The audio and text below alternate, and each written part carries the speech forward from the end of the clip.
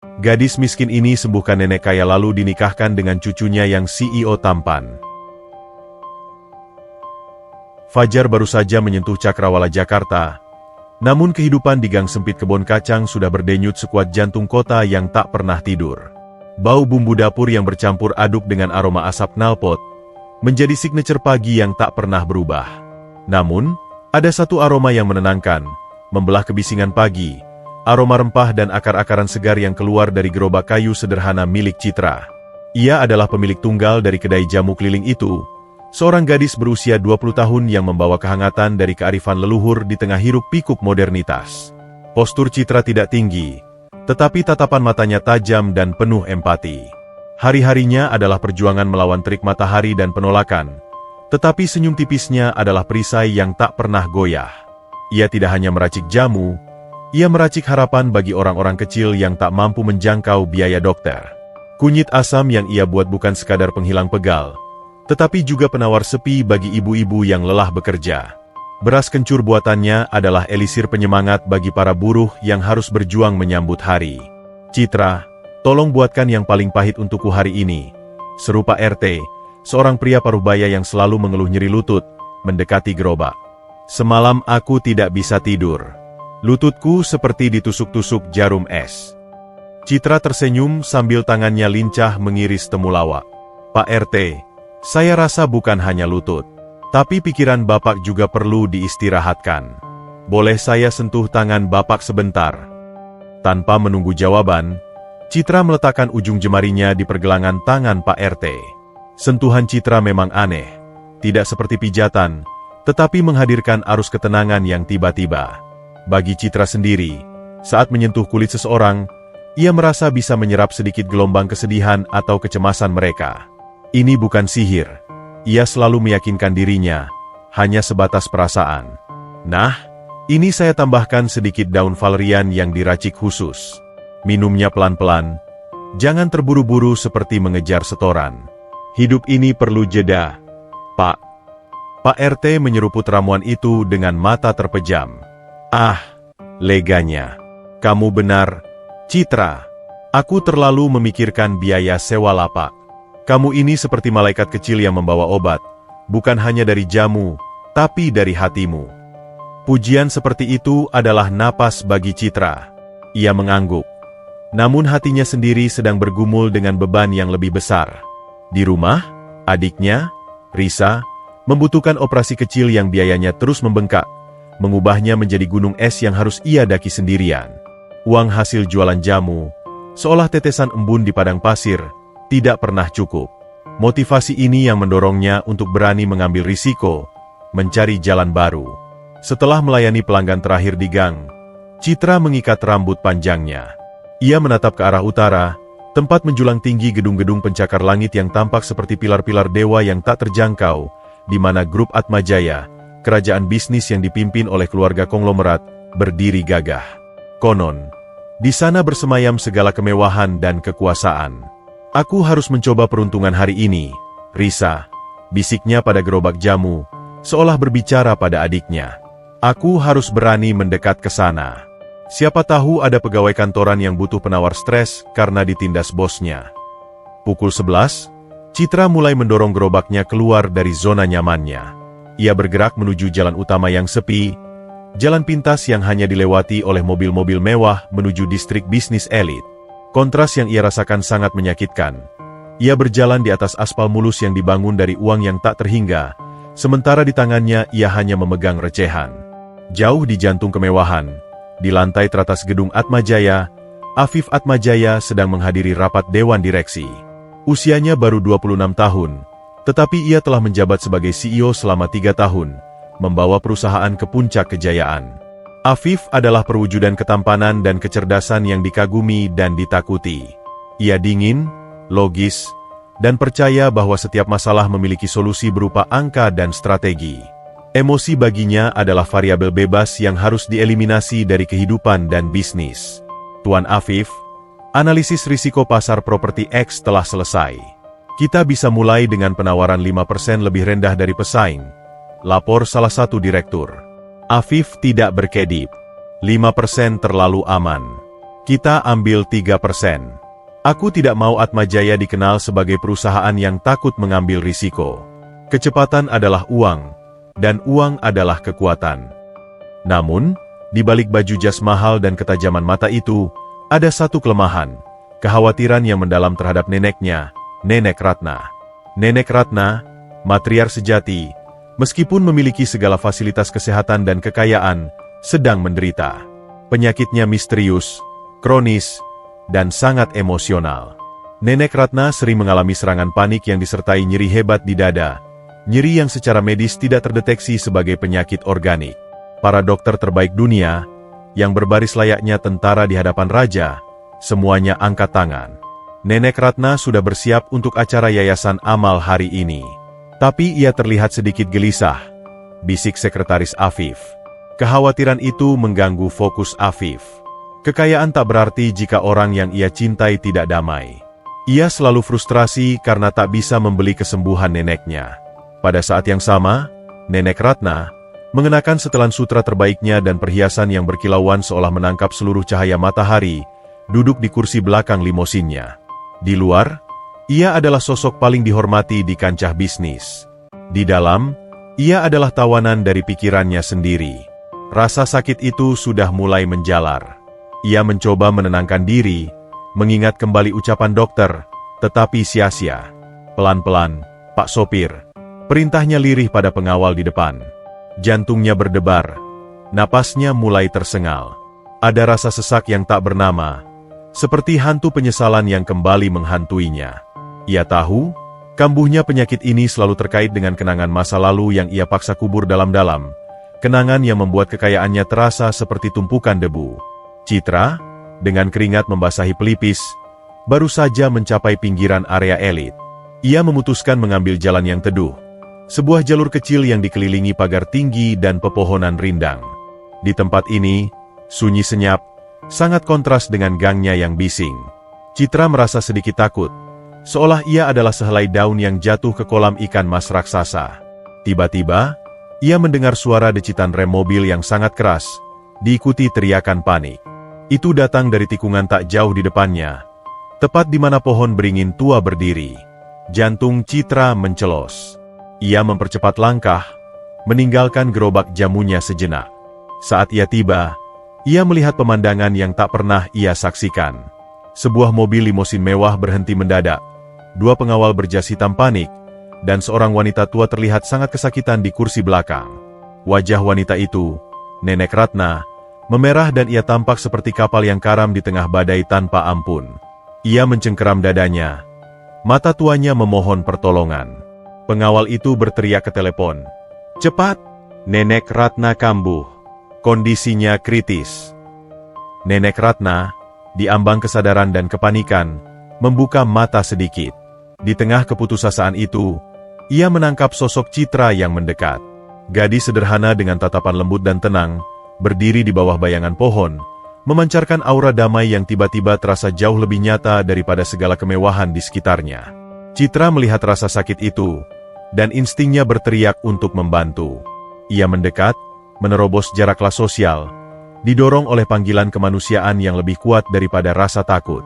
Ia tidak melihat matriark Atmajaya, ia hanya melihat seorang nenek yang menderita. Tolong jangan pergi," lirih Nenek Ratna. Suaranya seperti senar biola yang nyaris putus. Ini adalah momennya. Momen di mana takdir, yang selama ini Citra yakini hanya milik orang-orang kaya, berbalik arah dan merangkulnya. Citra segera mengambil botol jamu kunyit asam yang selalu ia siapkan untuk keadaan darurat. Citra tidak memedulikan tatapan tajam dan wajah penuh kebencian dari pengawal berbaju hitam yang kini berdiri menghalangi pintu mobil. Dalam situasi kritis seperti itu, hierarki dan kekayaan hanyalah debu yang tak berarti. Yang ada hanyalah denyutan kehidupan yang hampir padam, dan panggilan hati Citra yang tak tertahankan untuk menolong. "Minggir, Pak.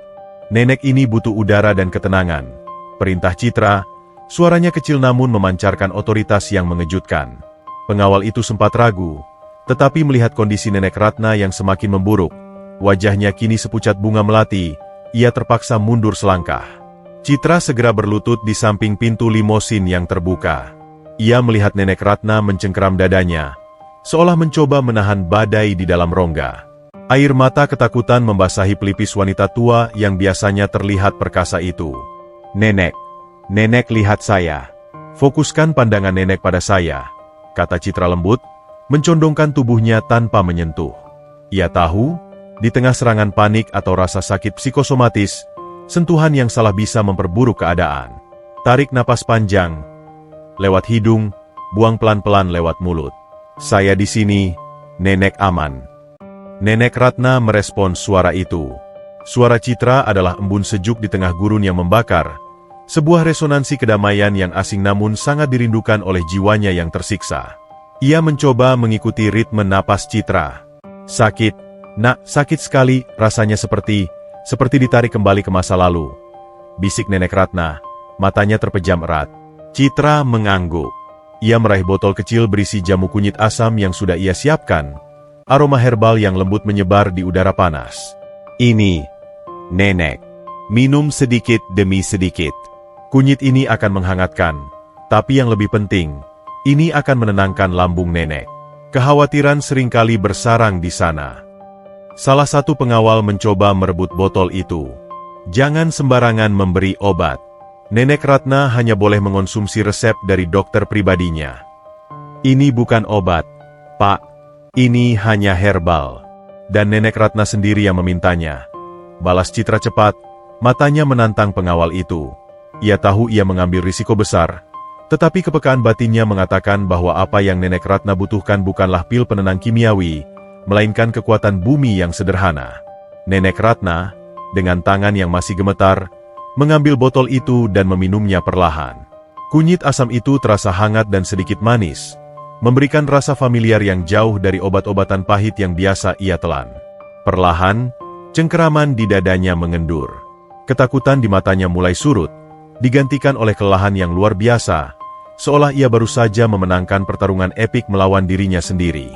Sudah hilang," desah Nenek Ratna, bersandar lemah di jok mobil. Ia menatap Citra, seorang gadis muda dengan kemeja sederhana dan liontin krisan di lehernya. Ia tidak melihat kemiskinan. Ia melihat sebuah lentera di kegelapan. Pengawal itu mendekat. Wajahnya kini menunjukkan rasa malu dan lega. "Terima kasih, Nona. Anda telah menyelamatkan Nenek Ratna."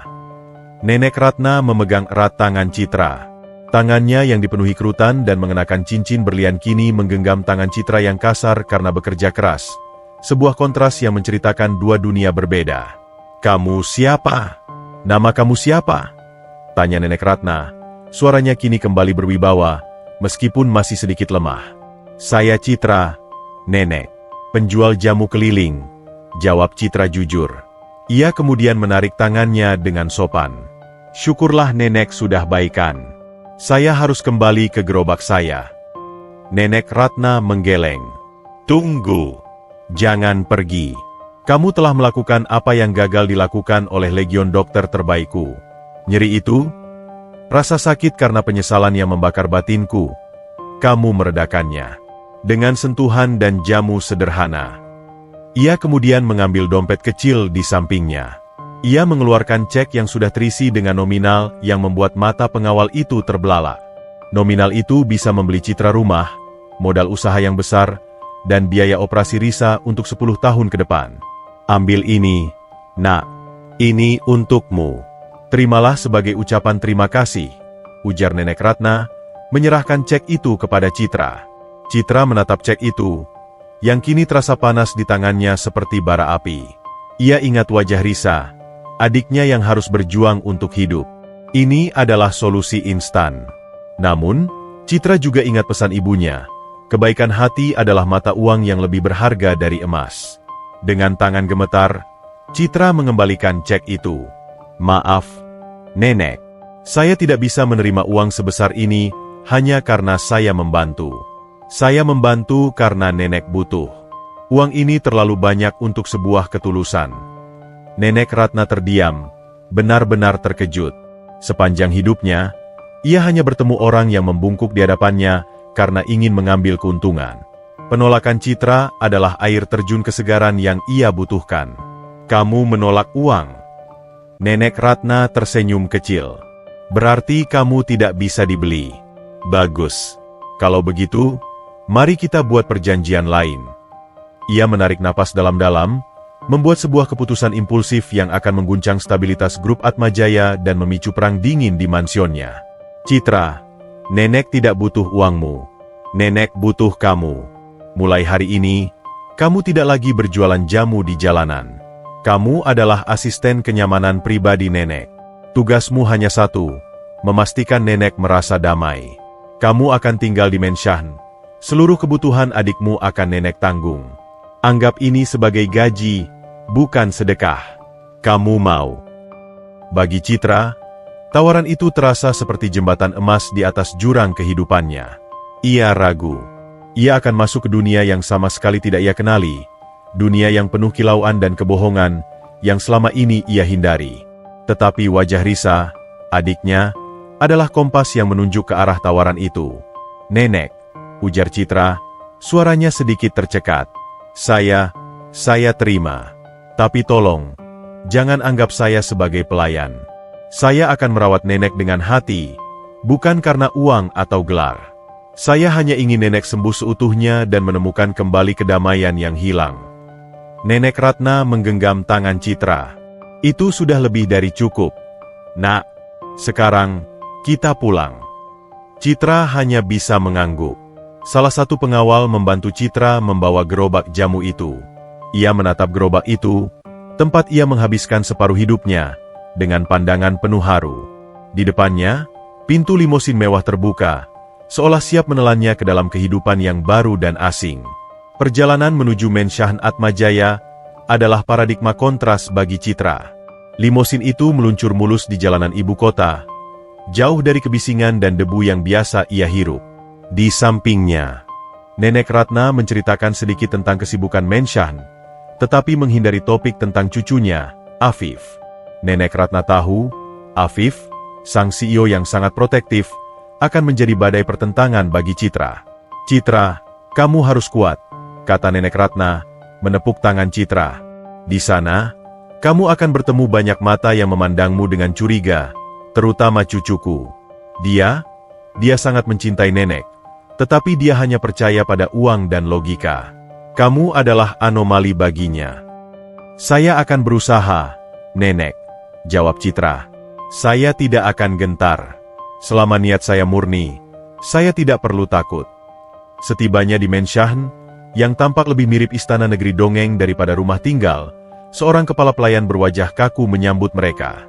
Baru saja Citra melangkahkan kaki di lantai marmer yang mengilap, suara dingin dan menusuk sudah menyambutnya, memecah kesunyian mewah ruangan itu.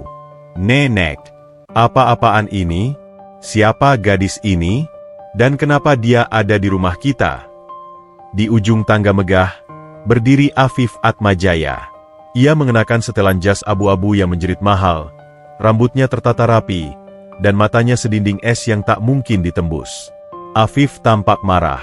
Informasi tentang Nenek Ratna membawa orang asing dari jalanan pasti sudah sampai padanya. Ia menuruni tangga itu dengan langkah mantap, seolah setiap pijakannya menghakimi keberadaan Citra. Afif menatap Citra dari ujung rambut hingga ujung kaki. Tatapan itu terasa seperti cambuk tajam yang membedah setiap inci pakaian sederhana Citra. Ia melihat tas kain lusuh, kemeja katun murah, dan liontin perak yang tak berarti. Nenek, tolong jelaskan, tuntut Afif. Suaranya mengandung nada kekuasaan yang tak terbantahkan. Ia mengabaikan Citra sepenuhnya, hanya fokus pada Nenek Ratna. Nenek Ratna tersenyum tipis. Afif, ini Citra. Mulai hari ini, dia adalah asisten pribadi dan pendamping nenek. Dia yang telah menyelamatkan nenek dari serangan tadi. Menyelamatkan. Afif mendengus sinis. Menyelamatkan dengan apa? Dengan air kunyit dan janji manis? Nenek, jangan naif. Kami memiliki staf medis terbaik di seluruh Asia. Aku sudah memperingatkan nenek tentang penipu yang mengincar harta kita. Afif akhirnya menoleh sepenuhnya pada Citra. Matanya memancarkan api kecurigaan.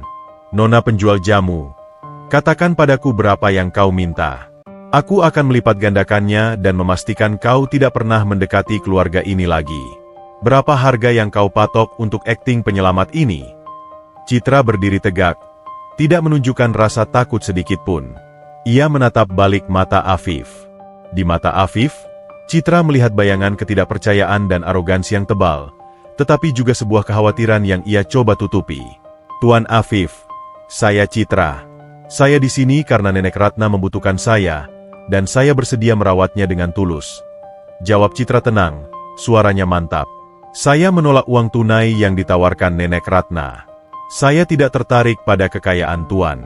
Saya hanya ingin melihat nenek Anda sembuh, karena rasa sakitnya nyata. Omong kosong, bentak Afif. Langkahnya mendekat hingga jarak mereka hanya sejengkal. Ia adalah awan badai yang siap menghujani. Semua orang ingin Atmajaya. Jangan coba main drama denganku. Kau pikir dengan menolak uang, kau akan terlihat suci dan mendapatkan warisan yang lebih besar? Aku akan mengawasimu, setiap gerak-gerikmu. Dan percayalah, Nona Citra, aku akan menemukan kelemahanmu. Aku akan memastikan kau tidak akan pernah menyakiti nenekku. Citra membalas tatapan itu, hatinya dipenuhi tekad yang membaja. Silakan, Tuan Afif, awasi saya.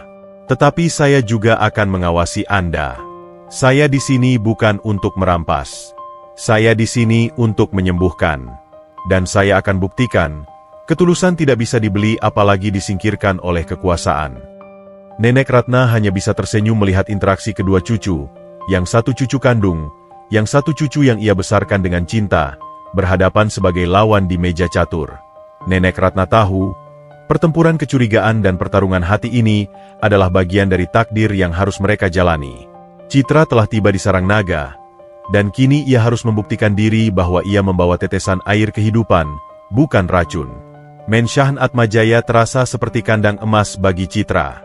Mewah, megah, tetapi dingin dan penuh mata-mata.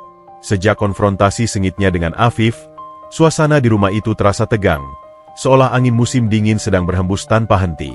Citra tahu, ia bukan hanya harus berjuang melawan penyakit Nenek Ratna, tetapi juga melawan kecurigaan yang disebarkan oleh sang CEO. Afif menepati janjinya. Ia memberikan Citra kamar tamu yang nyaman, memastikan semua kebutuhan adiknya ditanggung, tetapi ia menempatkan Citra di bawah pengawasan ketat. Pengawal dan pelayan di mensyahan itu, yang kesetiaannya sebesar gaji mereka, memperlakukan Citra dengan sikap hormat yang dipaksakan, diselingi bisik-bisik yang Citra yakini berisi label penipu atau penggoda harta. Hari pertama Citra bertugas. Ia tidak membawa tas medis atau obat-obatan dari apotek. Ia hanya membawa kehangatan hati dan seikat rahasia alam berupa rempah-rempah yang ia simpan rapi di dalam laci kecil di kamarnya. Nenek Ratna duduk di teras samping, menatap kolam ikan koi dengan tatapan kosong. Semua orang di rumah ini sibuk. Citra, sibuk dengan pekerjaan, sibuk dengan uang. Mereka mencintaiku, tapi mereka tidak punya waktu untuk mendengarku. Citra duduk di sampingnya, menuangkan teh herbal hangat yang ia campur dengan sedikit bunga kamomil. Mereka peduli, Nenek. Hanya saja, mereka belum tahu bagaimana cara menenangkan jiwa yang sedang lelah. Mereka berpikir masalah sebesar Atmajaya hanya bisa diselesaikan dengan uang. Itu Afif. Nenek Ratna terkekeh pelan. Dia adalah salinanku di masa muda. Keras kepala, brilian, tapi terlalu percaya pada logika. Afif melihatmu, Citra, sebagai virus yang harus ia eliminasi dari sistemnya. Saya mengerti, Nenek. Tapi saya harap, perlahan dia akan melihat. Saya di sini bukan untuk merusak sistem. Saya hanya ingin menyuntikkan sedikit kedamaian. Citra mulai memijat pelan tangan Nenek Ratna. Sentuhannya sangat lembut, tetapi penuh fokus, seolah ia sedang menyelaraskan kembali denyut nadi Nenek Ratna dengan alam. Ceritakan padaku, Citra, kenapa kamu begitu tenang? Hidupmu pasti lebih sulit daripada aku, seorang matriark yang memiliki segalanya, pinta Nenek Ratna. Citra terdiam sejenak. Dulu, ibu saya bilang, Nenek, kita tidak bisa mengendalikan kesulitan hidup, tetapi kita bisa mengendalikan hati kita. Saya harus berjuang keras untuk Risa, tapi saya tidak boleh membawa beban itu di hadapan orang lain. Jika saya tenang, orang di sekitar saya akan ikut tenang. Citra memutuskan untuk membuka sedikit gerbang hatinya kepada Nenek Ratna. Yang membuat saya sedih adalah, saya tahu nenek sakit karena ada hal besar yang nenek sesali, hal yang nenek kunci rapat-rapat. Itu yang membuat nenek merasa kesepian, bahkan di rumah sebesar ini. Ucapan Citra sangat tajam, menusuk tepat di sumber mata air kepedihan Nenek Ratna. Air mata tiba-tiba menetes dari mata Nenek Ratna. Ya, nak, kamu benar. Ada bayangan masa lalu yang selalu mengejarku. Sementara itu, Afif mengawasi dari jendela kantornya yang menghadap langsung ke teras. Matanya tidak lepas dari Citra. Ia melihat interaksi itu, yang seharusnya terlihat profesional, tetapi terasa sangat intim. Neneknya, yang selama ini tertutup seperti bunker rahasia, kini menangis di bahu seorang gadis penjual jamu. Afif merasakan api cemburu dan kecurigaan yang membara. Ia menganggap Citra telah menggunakan trik emosional. Afif segera turun dan menghampiri mereka. Wajahnya sedatar papan catur yang siap menerima serangan. "Nenek, sudah waktunya minum vitamin dari Dr. Hartono," kata Afif. Suaranya dipaksakan ramah, tetapi matanya mengarah pada Citra. "Citra, aku tidak tahu metode apa yang kau gunakan, tapi aku tegaskan, terapi emosional harus sesuai batas profesionalitas. Jangan terlalu jauh ikut campur dalam urusan pribadi nenek." Citra berdiri, menghadapi Afif tanpa gentar. "Tuan Afif, saya tidak ikut campur. Saya hanya mendengarkan. Nenek Anda tidak sakit fisik. Nenek Anda sakit hati. Dan obat terbaik untuk hati yang sakit adalah penerimaan dan mendengarkan, bukan pil mahal. Dan kau pikir kau berhak memberikan diagnosis spiritual itu? Kau hanya lulusan sekolah dasar, bukan? Ilmu kedokteran itu kompleks, Nona. Jangan samakan racikan jamu murahanmu dengan ilmu pengetahuan yang kami yakini," cibir Afif, merendahkan Citra. "Ilmu pengetahuan bisa menyembuhkan tubuh, Tuan Afif. Tetapi hanya empati yang bisa menyembuhkan jiwa," balas Citra tenang. Ia menatap Afif, dan Citra melihat keretakan kecil di balik mata Afif. Ia bukan hanya CEO yang arogan, ia adalah cucu yang takut kehilangan. "Sudah, kalian berdua cukup," sela Nenek Ratna, kini sudah lebih tenang. Ia menatap Afif dengan tegas. "Afif, biarkan Citra bekerja dengan caranya. Kamu, fokus pada bisnismu. Jangan ganggu kedamaian nenek." Afif hanya menghela napas, frustrasi. Ia mundur, tetapi tidak pergi jauh. Ia memutuskan untuk menghabiskan hari itu bekerja dari perpustakaan di Menshan, tempat ia bisa mengawasi Citra secara tidak langsung. Selama beberapa hari berikutnya, rutinitas Citra di Menshan mulai terbentuk. Pagi hari, ia membantu Nenek Ratna berjalan kaki sebentar di taman, sambil menceritakan kisah-kisah lucu dari kampung halamannya. Siang hari, mereka membaca buku bersama atau menyulam. Malam hari, Citra menyiapkan teh herbal penenang sebelum tidur. Citra melakukan semuanya dengan penuh ketulusan, tanpa mengharapkan imbalan. Dalam salah satu sesi itu, Citra memperhatikan kebiasaan aneh Nenek Ratna. Setiap kali ia menyentuh sebuah kotak musik kayu tua di nakas, Nenek Ratna akan tersentak dan memejamkan mata, seolah didera rasa sakit yang tiba-tiba. Kotak musik itu berukiran bunga-bunga kecil. Salah satunya adalah bunga krisan. "Nenek, kenapa kotak musik itu?" tanya Citra hati-hati. Nenek Ratna meraih tangan Citra, memegangnya erat. "Jangan dibuka, nak. Jangan pernah. Kotak itu adalah peti Pandora yang menyimpan penyesalanku. Setiap kali aku menyentuhnya, aku merasa sakit itu kembali. Musiknya mengingatkanku pada sesuatu yang sangat berharga yang sudah lama hilang." "Apa yang hilang, Nenek?" Nenek Ratna menggeleng. Air matanya menetes lagi. "Seorang anak. Anak yang nenek tinggalkan demi nama besar Atmajaya. Itu adalah dosa terbesar nenek, Citra. Dan rasa sakit ini adalah hukuman yang adil." Citra memeluk Nenek Ratna, menawarkan kenyamanan yang tulus. "Nenek, setiap dosa bisa ditebus. Setiap luka bisa disembuhkan. Yang penting, nenek tidak mengunci penyesalan itu di dalam diri nenek. Biarkanlah ia keluar, pelan-pelan." Pengawasan Afif terus berlanjut. Ia mulai mendapati dirinya secara tidak sadar mencari keberadaan Citra. Awalnya, ia hanya ingin mencari bukti kecurangan. Namun, setiap kali ia melihat Citra, Ia melihat kehangatan yang tak pernah ia temukan di dunia bisnisnya yang penuh intrik dan kalkulasi. Suatu sore, Afif melihat Citra sedang merawat bunga di taman. Bunga-bunga itu tampak lebih segar sejak Citra datang. Afif mendekat. "Kamu punya waktu?" tanya Afif dingin, masih mempertahankan benteng arogansinya. "Untuk apa, Tuan Afif?" balas Citra, tanpa menoleh. "Untuk menjelaskan mengapa nenek terlihat lebih baik," kata Afif, jujur di luar kendalinya. "Para dokterku tidak bisa apa-apa, tapi kau datang dengan segelas air dan keajaiban. Apa rahasiamu?" Citra akhirnya berbalik, tersenyum kecil. "Rahasia saya adalah, saya berbicara dengan nenek sebagai seorang manusia, bukan sebagai seorang pasien yang harus dibayar. Saya tidak menganggap Nenek Ratna adalah harta, Tuan Afif. Saya menganggapnya sebagai seorang nenek yang butuh dicintai, bukan hanya dilayani." Afif terdiam. Kata-kata itu menghantam intuisinya dengan keras. Citra kemudian melihat Afif tampak kelelahan. Kantung matanya menghitam, dan bahunya tampak menanggung beban seluruh perusahaan.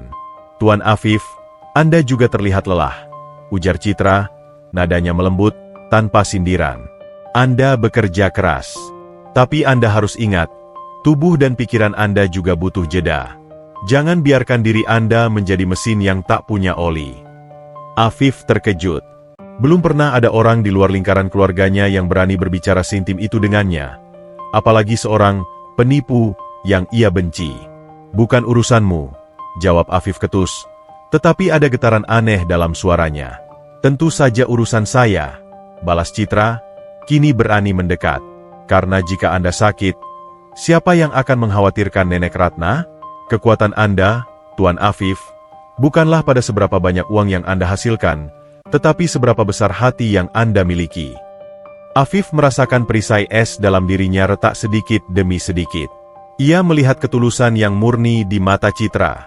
Kecurigaannya mulai luntur, digantikan oleh rasa ingin tahu yang lebih dalam dan sebuah gejolak baru yang terasa asing, kekaguman.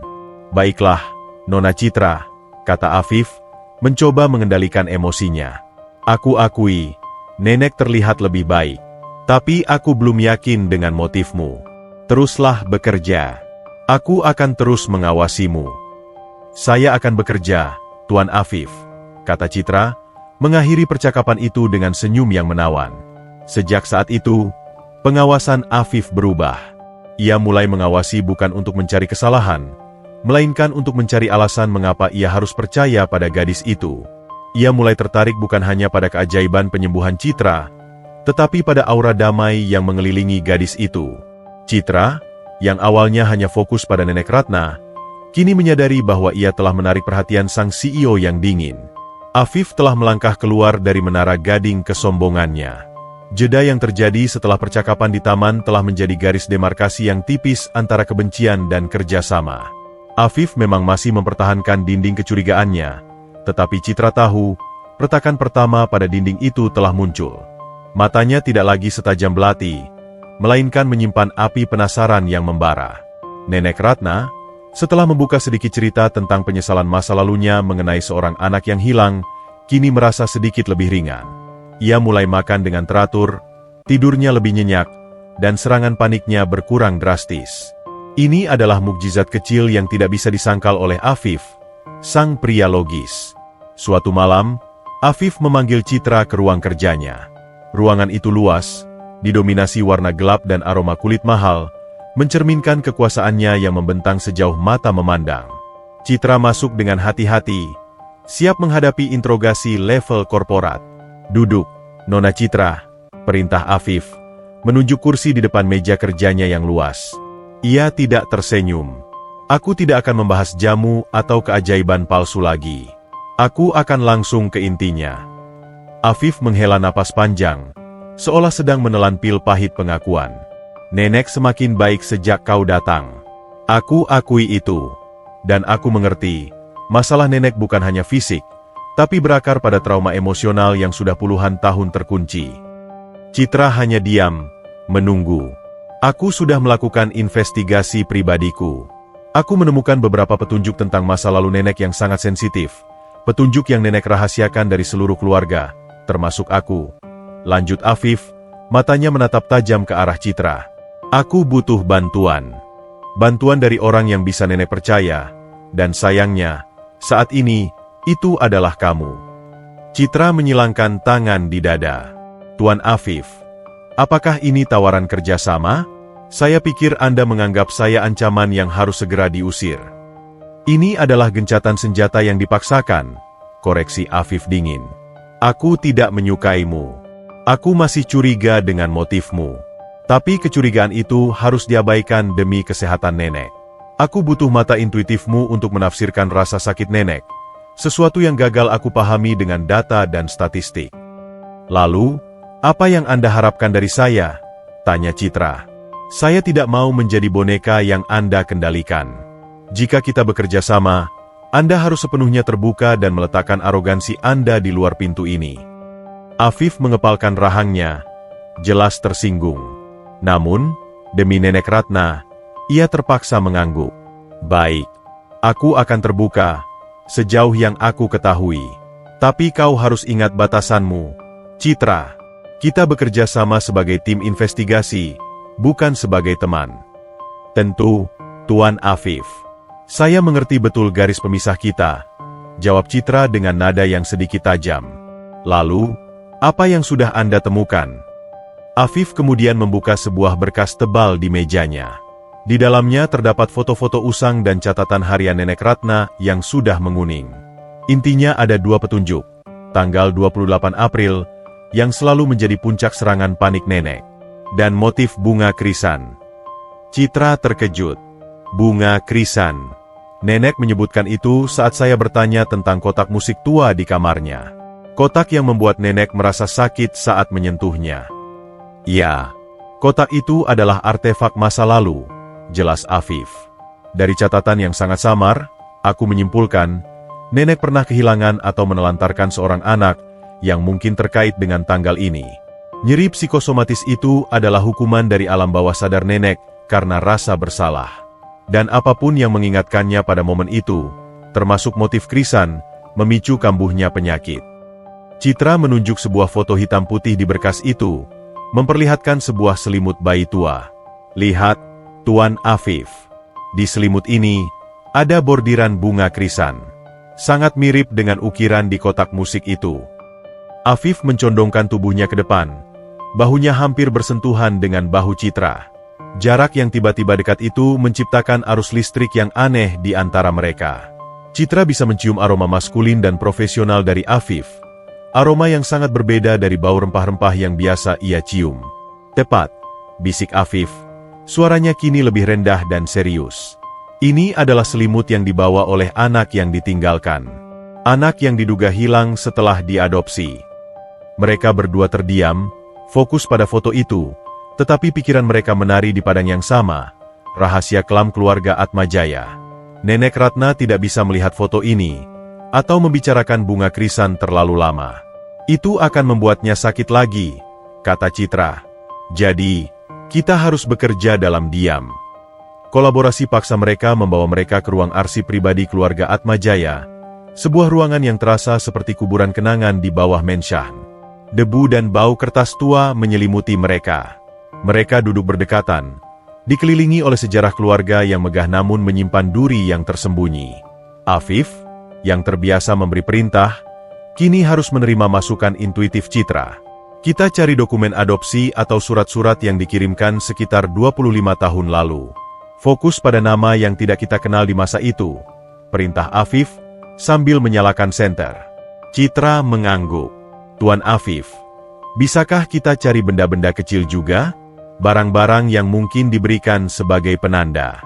Kenangan seringkali melekat pada benda mati. Mereka menghabiskan berjam-jam di sana. Afif sesekali mengeluh tentang debu dan suhu ruangan yang dingin, tetapi Citra, yang terbiasa bekerja keras, justru merasa lebih nyaman. Ia melihat sisi lain Afif, seorang cucu yang putus asa, bukan sekadar CEO yang angkuh. Dalam satu momen, Afif mencoba meraih sebuah kotak tua di rak teratas, tetapi tangannya tidak sampai. Sial, rak ini terlalu tinggi, gerutunya. Biar saya bantu, Tuan Afif, kata Citra. Ia berdiri di atas bangku kecil dan mencoba meraihnya. Saat ia berjinjit, keseimbangannya goyah. Secara refleks, Afif meraih pinggang Citra untuk menahannya agar tidak jatuh. Sentuhan itu, meskipun singkat dan murni tindakan refleks, terasa seperti percikan listrik bagi keduanya.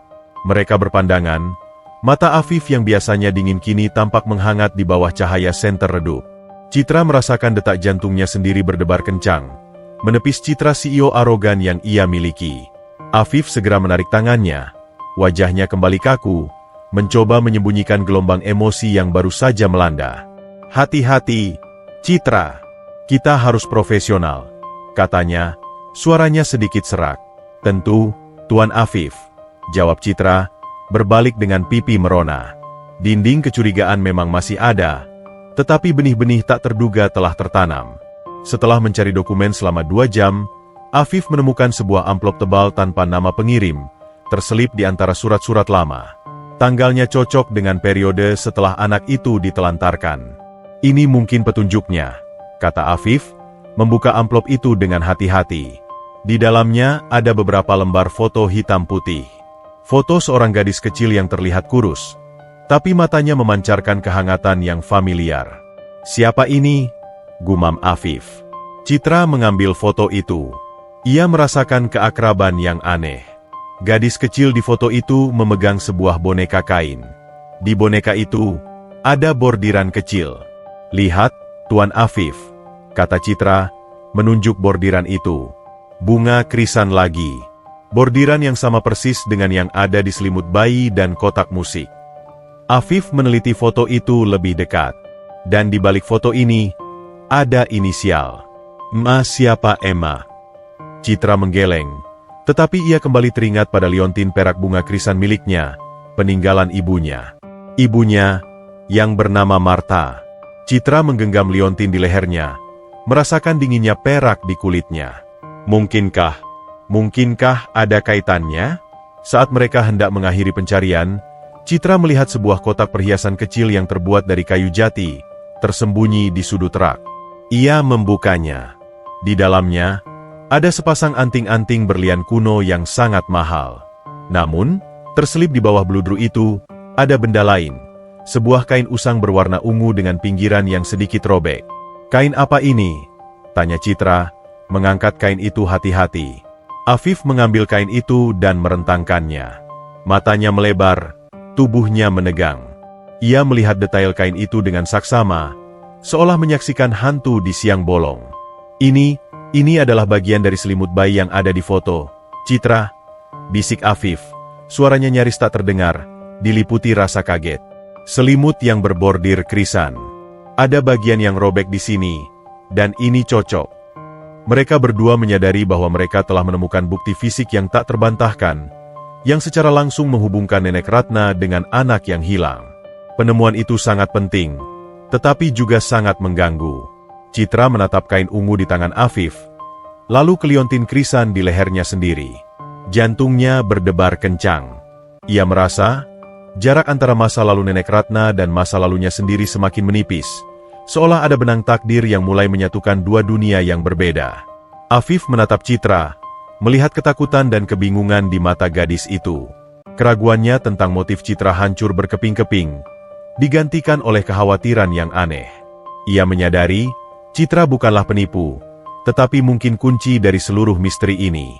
Afif tahu, kini ia harus melindungi Citra, bahkan dari rahasia kelam keluarganya sendiri. Dini hari di Mensyahan Atmajaya terasa dingin, tetapi Citra membawa sinar matahari kecil ke dalam kamar Nenek Ratna.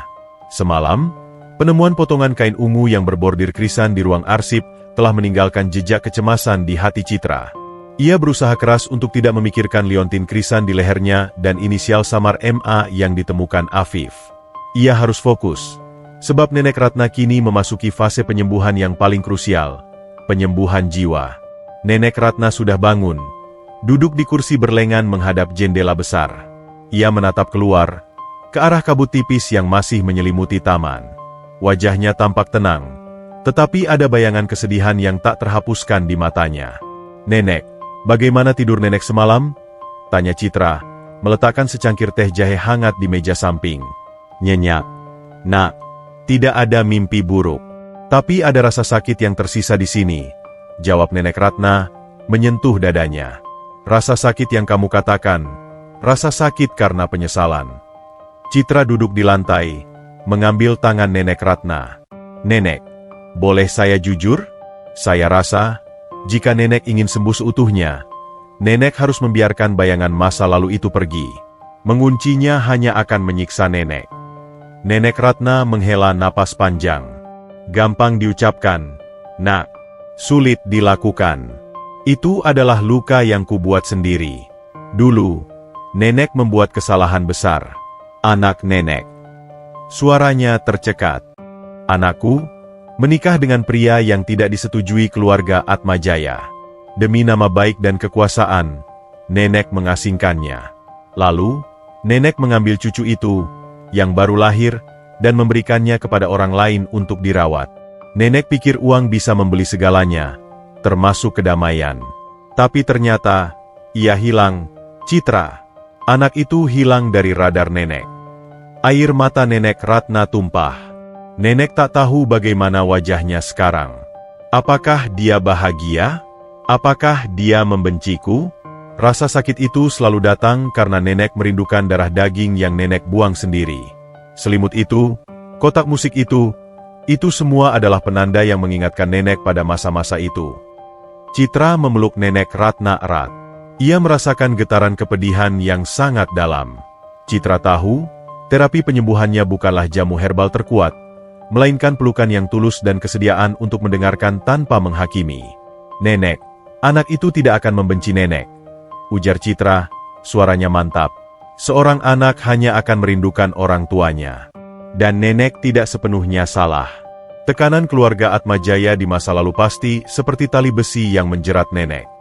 Tapi Nenek tidak mencari mereka dengan sungguh-sungguh. Citra, Nenek terlalu malu mengakui kesalahan itu. Nenek Ratna meremas tangan Citra. Semua dokter hanya memberiku pil. Tapi kamu memberiku izin untuk menangis. Terima kasih, nak. Di balik pintu yang sedikit terbuka, Afif berdiri, terpaku. Ia tidak berani bergerak. Ia telah menyaksikan keseluruhan sesi terapi emosional yang jauh lebih efektif daripada ratusan juta yang ia habiskan untuk psikiater. Ia melihat air mata Nenek Ratna, mendengar pengakuan pahit yang selama ini menjadi rahasia terlarang keluarga. Afif merasakan tamparan keras di wajahnya yang angkuh. Ia selalu percaya bahwa Citra hanya memanfaatkan emosi Nenek Ratna.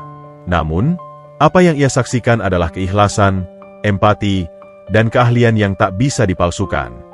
Citra adalah oasis ketenangan di tengah pusaran badai Atmajaya. Sore harinya, saat Citra sedang menyiapkan makan malam ringan untuk Nenek Ratna di dapur, Afif mendekatinya. Ia tidak lagi menggunakan nada menghakimi, tetapi suaranya masih kaku. "Apa yang kau lakukan padanya, Citra?" tanya Afif. Citra sedang memotong sayuran, tangannya terampil. "Saya tidak melakukan apa-apa, Tuan Afif. Saya hanya memberikan ruang aman baginya untuk jujur. Nenek Anda sangat mencintai Anda, dan rasa bersalahnya terhadap anak yang hilang itu sangat besar." Afif bersandar di meja dapur, mencoba mempertahankan jarak. "Aku mendengar semuanya tentang anak yang hilang. Itu adalah titik paling gelap dalam sejarah Atmajaya. Aku baru menyadari, kau tidak berbohong. Metode penyembuhanmu adalah hati." Citra menoleh. Ia melihat Afif yang berbeda, sedikit rapuh dan mengakui kebenaran. "Saya senang Anda akhirnya percaya, Tuan Afif." "Aku tidak bilang aku percaya," kila Afif cepat, benteng pertahanannya kembali meninggi. "Aku bilang, hasilnya nyata.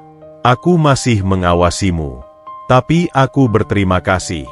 Kau menyelamatkan Nenek dari rasa sakitnya." "Tuan Afif, apakah Anda akan melanjutkan investigasi tentang anak yang hilang itu?" tanya Citra.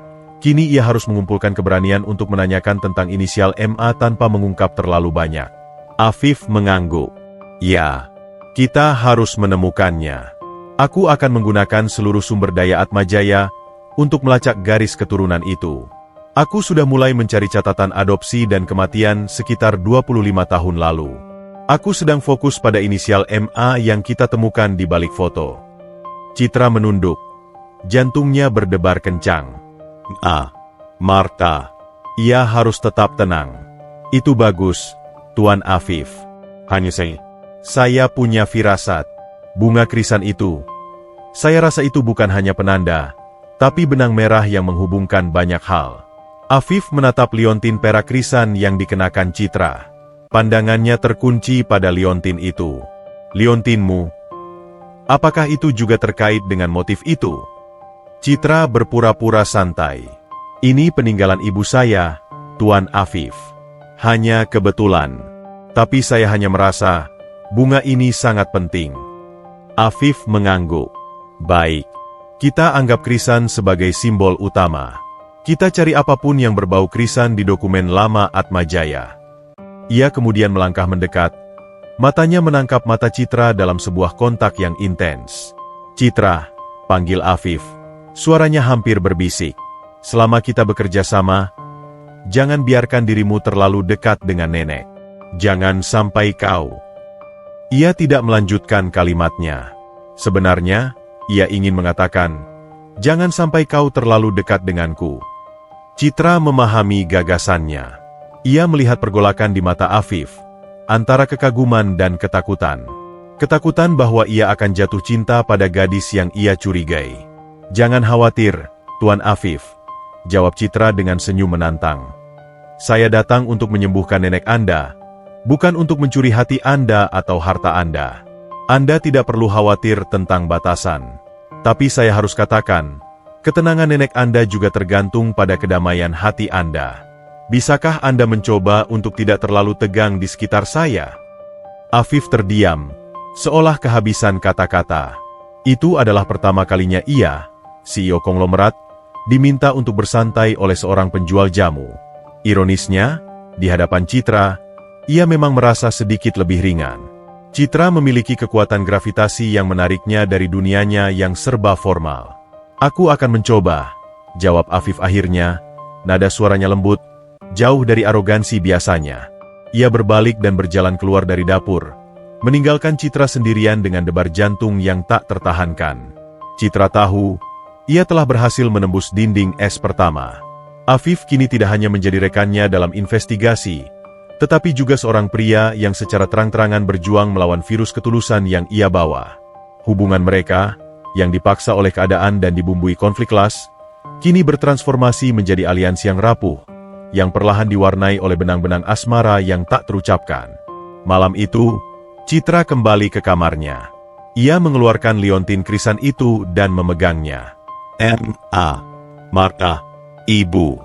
Apakah ini sebabnya Nenek Ratna begitu menderita? Apakah aku, cucu yang ia cari, selama ini berdiri tepat di sampingnya? Pertanyaan itu terasa seberat batu di hatinya, dan ia tahu, pengungkapan kebenaran ini bukan hanya akan menyembuhkan Nenek Ratna, tetapi juga akan mengubah seluruh hidup Citra dan Afif. Citra menyadari, krisan bukan hanya simbol penyesalan, tetapi kode takdir yang segera harus ia pecahkan. Penyelidikan bersama Afif kini akan beralih dari pencarian ke pengakuan, membawa mereka semakin dekat ke klimaks yang akan mengguncang keluarga Atmajaya. Malam-malam di Mensyahan Atmajaya telah berubah menjadi arena rahasia bagi Afif dan Citra. Setelah penemuan kain ungu dan inisial MA, udara di antara mereka terasa tebal, bukan lagi karena kecurigaan Afif, melainkan karena pusaran rasa ingin tahu dan ketegangan romantis yang tak terhindarkan.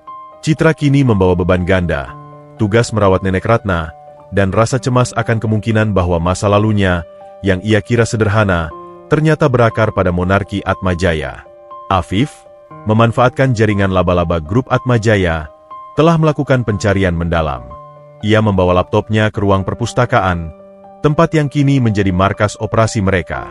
Saat Citra masuk, ia melihat Afif tampak kelelahan, bayangan hitam di bawah matanya menunjukkan kurang tidur, namun ia terlihat lebih hidup daripada saat Citra pertama kali bertemu dengannya.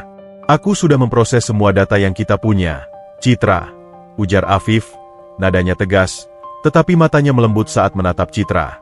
Aku fokus pada inisial MA, motif krisan, dan jangka waktu kehilangan anak itu, sekitar 25-30 tahun yang lalu.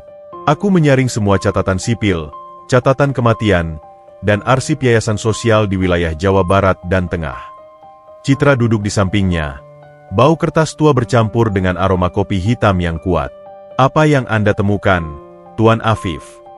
"Aku menemukan puluhan nama dengan inisial MA, tentu saja," kata Afif, menggeser kuburan digital data di layar. "Tapi hanya satu yang cocok dengan narasi Nenek Ratna tentang penolakan keluarga Atmajaya dan simbol Krisan." Afif mengklik sebuah file lama, menampilkan foto buram dan salinan koran yang sudah menguning dari sebuah surat kabar lokal kecil. Ini adalah artikel tentang seorang wanita muda bernama Martha Arisandi, MA, yang meninggal dunia di sebuah desa di pinggiran kota, tak lama setelah melahirkan. Artikel itu menyebutkan bahwa Martha meninggal dalam kesendirian, tetapi sempat menitipkan bayi perempuannya kepada keluarga yang merawatnya. Dan yang paling penting, Afif menunjuk tulisan kecil di pojok artikel.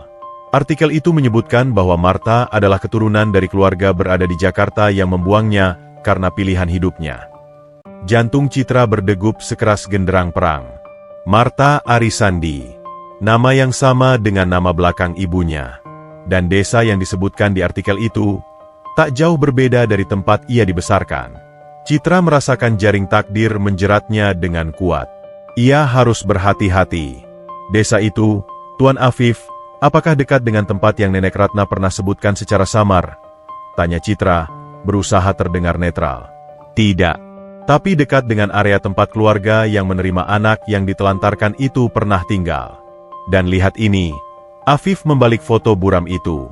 Di baliknya ada tulisan tangan yang sama dengan catatan Nenek Ratna. Krisan, penanda yang tak boleh hilang. Citra memejamkan mata sejenak, menahan gelombang kejutan yang mengancam untuk menenggelamkannya. Ia kini 99% yakin. Ibunya adalah anak yang ditelantarkan, dan ia, Citra, adalah cucu yang hilang. Rasa sakit Nenek Ratna adalah sakit karena melihat Citra, bayangan hidup dari anak yang ia sesali. Tuan Afif, saya rasa kita harus berhenti mencari dokumen, kata Citra, suaranya pelan. Fokus kita sekarang adalah pada reaksi Nenek Ratna.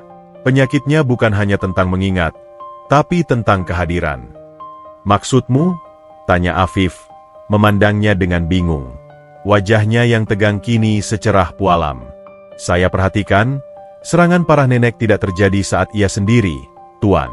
Itu terjadi saat ia melihat sesuatu yang kuat, seperti kotak musik, atau bahkan saya.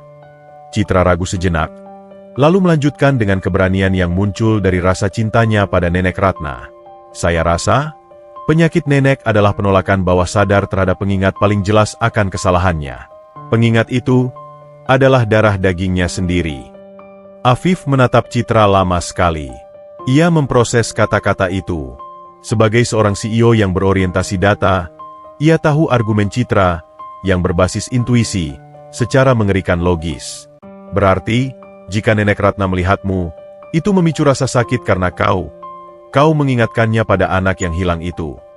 Tiba-tiba, suara langkah kaki terdengar cepat di koridor. Itu adalah pelayan kepala yang tampak panik. Tuan Afif.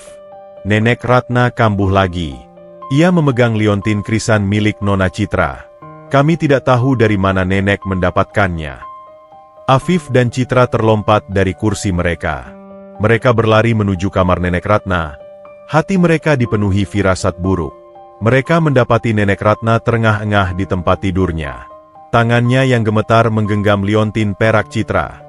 Citra menyadari, ia sempat melepas liontin itu di kamar mandi, dan Nenek Ratna pasti menemukannya. Nenek, seru Citra, berlutut di samping tempat tidur. Nenek Ratna memandang Citra, air mata membanjiri wajahnya. Ia tidak melihat Citra, ia melihat wajah hantu masa lalu. Rasa sakit di dadanya seperti cengkeraman raksasa. Martha, kenapa kamu di sini?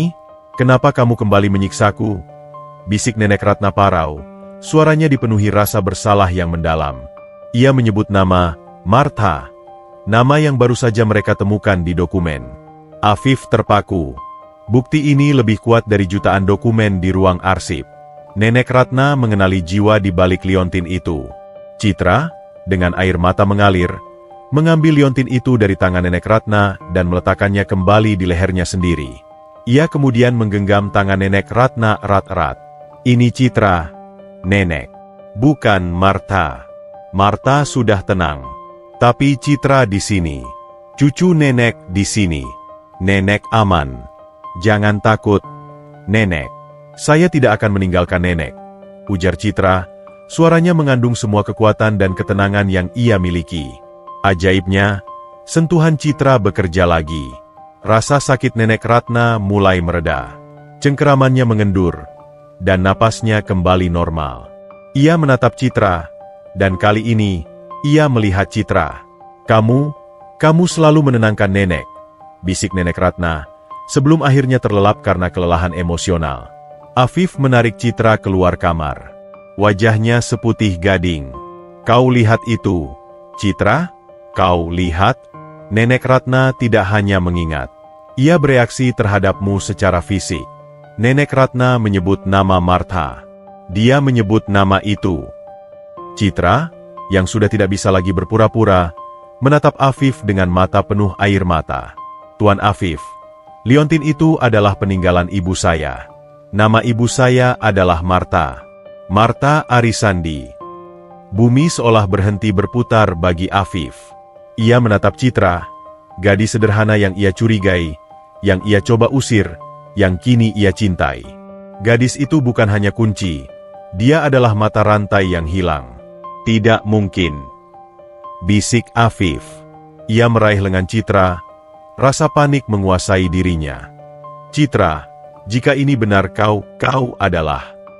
Saya adalah cucu kandung nenek Ratna. Potong Citra, suaranya tegas. Putri dari anak yang ditelantarkan nenek. Penyakit nenek kambuh karena alam bawah sadarnya mengenali darah dagingnya sendiri. Darah yang membawa kemiripan dengan anak yang ia sesali. Saya adalah penyebab dan sekaligus penyembuh bagi nenek. Kenyataan itu menghantam Afif seperti palu godam. Gadis penjual jamu itu, yang berani menantangnya dan menolak uangnya, ternyata memiliki hak yang sama, bahkan lebih, atas nama Atmajaya. Perasaan Afif kini bercampur aduk. Kaget, tak percaya, lega karena nenek Ratna bisa sembuh, dan cinta yang kini terasa terikat oleh takdir yang rumit. Kita harus segera memastikan ini, Citra. Kita harus mengambil langkah besar, kata Afif, mengambil keputusan cepat. Ia tahu, mereka tidak bisa menunda pengakuan ini. Kebenaran harus segera diungkap, tidak hanya untuk nenek Ratna, tetapi untuk menyembuhkan luka yang telah menggerogoti keluarga Atmajaya selama puluhan tahun. Kebenaran yang terungkap di depan pintu kamar nenek Ratna terasa menusuk seperti sembilu bagi Afif dan Citra. Kenyataan bahwa gadis penjual jamu itu adalah darah dagingnya sendiri telah meruntuhkan benteng logika Afif. Tidak ada lagi kecurigaan. Yang ada hanya arus kejutan yang bercampur dengan rasa cinta yang kini terasa mutlak dan terikat takdir. Kita tidak punya waktu, Citra. Kita harus memastikan ini sebelum nenek Ratna kambuh lagi, kata Afif, suaranya dipenuhi urgensi seorang komandan. Ia segera membawa Citra kembali ke ruang kerjanya yang luas, yang kini terasa sesak oleh rahasia. Saya butuh sampel DNA nenek Ratna, lanjut Afif. Tadi malam, saat nenek kambuh, aku sempat mengambil beberapa helai rambutnya di bantal. Sekarang, aku butuh milikmu. Afif bergerak cepat, seperti kilat yang menyambar. Ia menghubungi jaringan koneksi rahasianya, memanfaatkan kekuasaan Atmajaya untuk sesuatu yang sangat pribadi. Aku perlu hasilnya pagi ini. Kerjakan secepatnya, ini masalah hidup dan mati. Perintahnya melalui telepon, suaranya rendah dan tegang. Citra duduk di sofa mewah Afif, tubuhnya masih gemetar. Tuan Afif. Afif, apakah ini benar-benar harus secepat ini? Bagaimana jika nenek Ratna syok? Afif berlutut di depannya, menatapnya dengan tatapan yang kini sepenuh lautan emosi. Kita sudah melewati titik kembali, Citra. Penyakit nenek bukan hanya tentang penyesalan, tapi tentang kerinduan. Kehadiranmu memicu krisis, dan satu-satunya cara menghentikannya adalah dengan pengakuan total dan penerimaan. Aku tidak bisa membiarkan nenek menderita lagi. Dan aku tidak bisa membiarkanmu meragukan dirimu sendiri. Afif meraih kedua tangan Citra. Aku minta maaf, Citra. Maafkan semua kata-kata kasarku, semua kecurigaanku. Aku mencintai nenek, dan karena aku terlalu sombong, aku buta. Aku buta karena tidak melihat ketulusanmu. Aku buta karena tidak melihat bahwa kau adalah bagian dari keluarga ini. Air mata Citra tumpah. Bukan air mata sedih, melainkan air mata kelegaan dan penerimaan. Tidak apa-apa, Afif. Aku mengerti. Dinding kecurigaanmu sangat tebal karena besarnya cintamu pada nenek. Aku memaafkanmu. Malam itu terasa sepanjang 1000 tahun. Mereka berdua menunggu di ruang kerja Afif, dikelilingi oleh simbol-simbol kekayaan yang kini terasa begitu hampa. Mereka berbicara tentang Martha Arisandi, Ibu Citra, tentang bagaimana ia pasti mencintai mereka dari surga, dan bagaimana takdir telah mempertemukan mereka melalui rasa sakit. Afif menceritakan bagaimana Nenek Ratna mendidiknya, betapa kesepiannya dia di puncak kejayaan. Citra menceritakan perjuangannya dengan Risa, adiknya, dan bagaimana ia selalu merasa ada lubang kosong dalam kisahnya. Aku selalu merasa berbeda, Afif, bisik Citra, menyandarkan kepalanya di bahu Afif. Ini adalah pertama kalinya ia memanggilnya tanpa gelar. Aku miskin, tapi aku merasa duniaku lebih luas dari gang sempit itu. Mungkin ini yang dimaksud takdir. Afif memeluk Citra erat. Takdirmu memang besar, sayang. Kau datang bukan sebagai cucu biasa, tapi sebagai malaikat penyelamat yang membawa kunci kebahagiaan keluarga ini. Pagi tiba, membawa cahaya kebenaran yang dingin. Tepat pukul 7 pagi, kurir khusus dari laboratorium tiba. Afif menerima amplop itu dengan tangan gemetar. Ini adalah momen yang akan mengubah sejarah Atmajaya selamanya. Afif menatap Citra, yang kini terlihat setegar karang di tengah badai. Ia membuka amplop itu, matanya menyapu angka dan istilah ilmiah. Ia hanya butuh melihat kesimpulan akhir. Hubungan kekerabatan terkonfirmasi, 99,9999 kakek cucu. Afif menutup matanya, meletakkan laporan itu di meja. Ia merasakan gelombang emosi yang luar biasa. Lega, bahagia, tetapi juga gentar. Mereka tidak salah. Afif meraih tangan Citra, memegang liontin krisan di lehernya. Ia kemudian menunjukkan laporan itu kepada Citra. Citra, Nenek Ratna adalah nenek kandungmu, ujar Afif, suaranya tercekat. Kau adalah putri dari Martha Arisandi, anak Nenek Ratna yang ditelantarkan. Kau adalah pewaris darah Atmajaya yang selama ini hilang. Citra membaca laporan itu, tubuhnya seperti tersambar petir, tetapi jiwanya terasa tenang seperti air di telaga. Air mata kembali membasahi pipinya, tetapi kali ini, itu adalah air mata pembebasan. Ia tidak lagi menjadi gadis miskin tanpa asal-usul. Ia adalah cucu dari salah satu keluarga paling berpengaruh di negeri ini, dan yang terpenting, ia memiliki seorang nenek yang mencintainya. Jadi, ini semua nyata, gumam Citra. Semua rasa sakit nenek, semua kecurigaanmu, semua karena benang takdir ini. Afif mengangguk. Dan kini, Citra, kita akan menghadapi ini bersama. Kita akan menyembuhkan Nenek Ratna seutuhnya. Mereka berdua berjalan menuju kamar Nenek Ratna. Suasana di koridor terasa sakral. Sebelum mengetuk pintu, Afif menghentikan Citra. Ia meraih kedua bahu Citra dan memandangnya dalam-dalam. Aku tidak peduli kau gadis miskin dari jalanan, atau cucu matriark Atmajaya. Aku mencintaimu, Citra, kata Afif, mengakui perasaannya dengan tulus, tanpa ada filter keangkuhan yang tersisa. Dan aku akan berdiri di sampingmu, apapun yang terjadi. Citra tersenyum, secerah matahari pagi. Aku tahu, Afif, dan aku juga mencintaimu. Sekarang, mari kita akhiri penderitaan nenek. Mereka masuk ke kamar Nenek Ratna. Wanita tua itu sedang duduk, tampak lebih baik, tetapi matanya masih menyimpan bayangan rasa bersalah. Afif? Citra? Ada apa? Kalian berdua terlihat sangat tegang, tanya Nenek Ratna, merasa ada yang tidak beres. Afif duduk di tepi tempat tidur, mengambil tangan Nenek Ratna. Nenek, kami harus mengatakan sesuatu yang akan mengubah segalanya. Tapi percayalah, ini adalah obat terakhir nenek. Afif mengeluarkan laporan DNA dan foto-foto lama Martha Arisandi, dan kain ungu berbordir krisan. Ia menceritakan semuanya, mulai dari penelantaran, inisial MA, hingga liontin krisan milik Citra. Nenek Ratna mendengarkan dengan napas tertahan. Ia melihat foto putrinya, Martha, yang sudah lama ia lupakan. Ia melihat kesamaan antara Martha dan Citra. Air matanya mulai mengalir deras, bukan karena sakit, tetapi karena penyesalan yang membuncah. Jadi, Citra, kamu adalah... Nenek Ratna tidak sanggup melanjutkan. Afif meletakkan laporan DNA di pangkuan Nenek Ratna. Nenek, Citra adalah cucu Nenek, putri dari Martha. Nenek tidak hanya merindukan masa lalu. Nenek menderita karena kehadiran darah Nenek yang mirip dengan anak yang Nenek sesali. Citra adalah cucu yang hilang, Nenek. Klimaks emosional. Nenek Ratna melihat wajah Citra, melihat ketulusan di matanya, dan kebenaran itu mengalir seperti arus sungai ke dalam hatinya yang kering. Rasa sakit di dadanya menghilang total, digantikan oleh luapan emosi yang tak tertahankan. Citra, cucuku. Nenek Ratna menjerit, menarik Citra ke dalam pelukan yang sangat erat, pelukan yang menunggu selama puluhan tahun.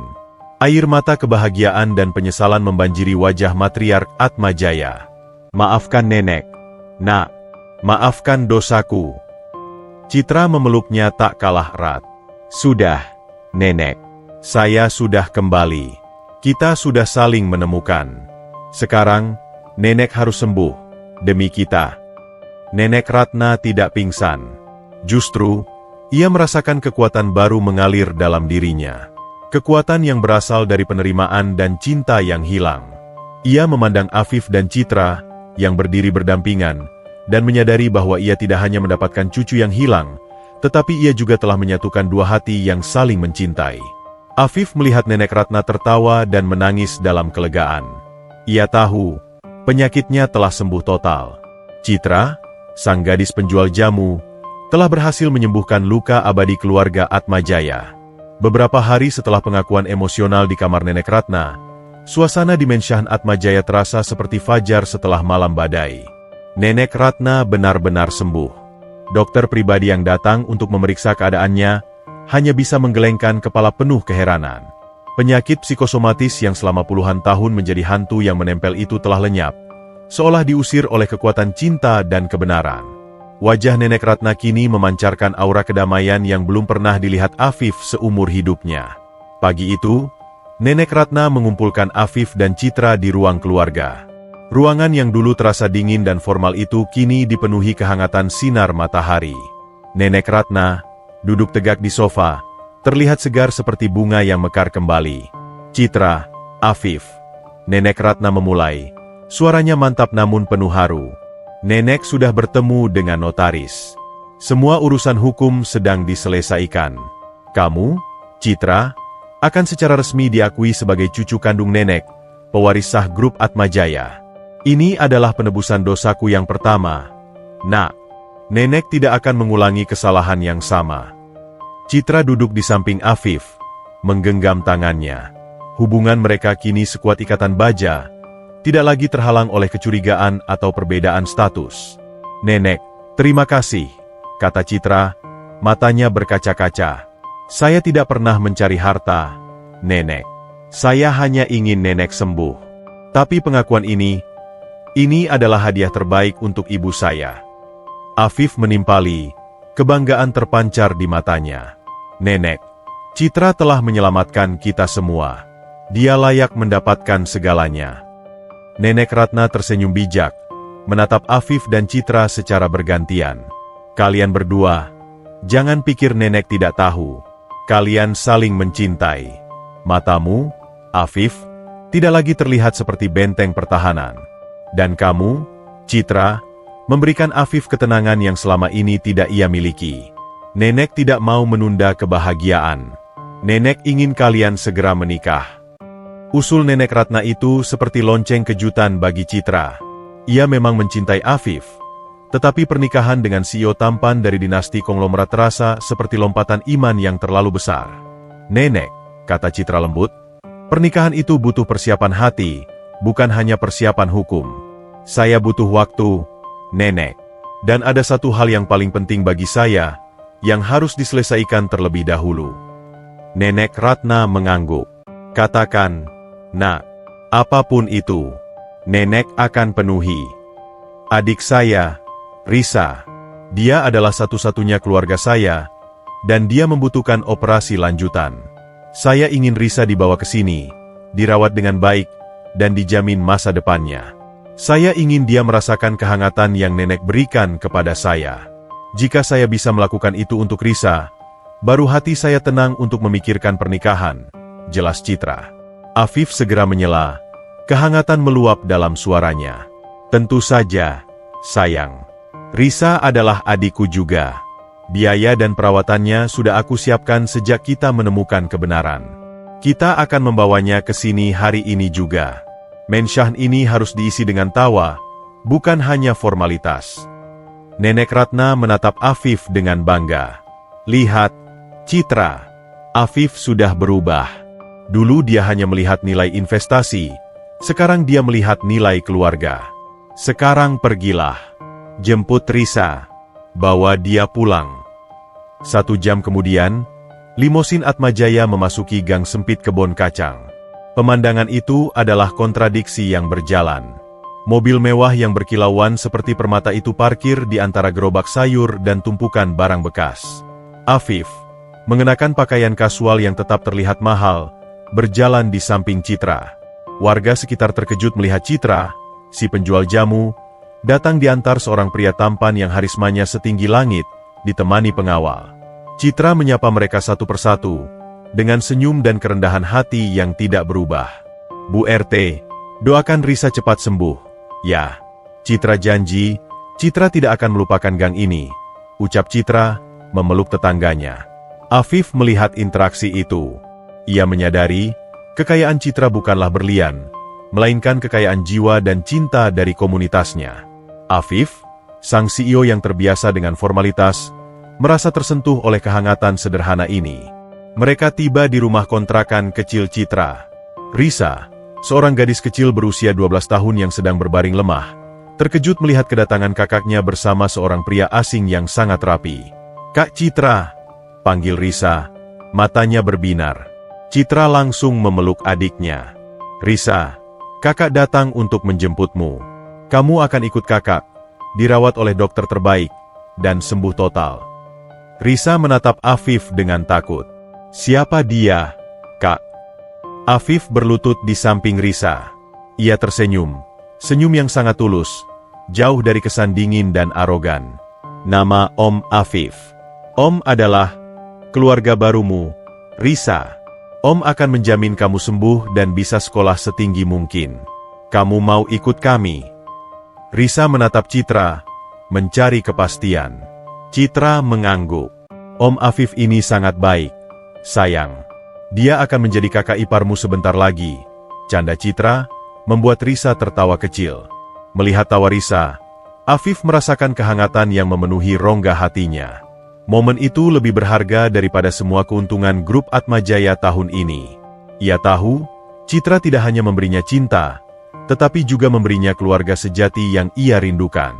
Malam harinya, setelah Risa tertidur pulas di kamarnya yang baru, sebuah kamar mewah yang terasa lembut seperti awan, Afif mengajak Citra berjalan-jalan di taman belakang mensyahan. Di bawah cahaya bulan yang bersinar lembut, Afif menghentikan langkahnya di dekat kolam koi. Ia meraih tangan Citra. Tadi pagi, Nenek Ratna menjodohkan kita, kata Afif, suaranya pelan. Citra tersenyum. Ya, aku mendengarnya. Perjodohan yang sangat mengagetkan. Afif menggeleng. Aku tidak mau ini terlihat seperti perjodohan bisnis untuk mengamankan garis warisan Atmajaya. Aku tidak ingin cintaku dicemari oleh status atau kekayaan. Afif melepaskan tangan Citra, lalu berlutut di rumput yang basah oleh embun. Tindakan itu melawan setiap protokol seorang CEO muda.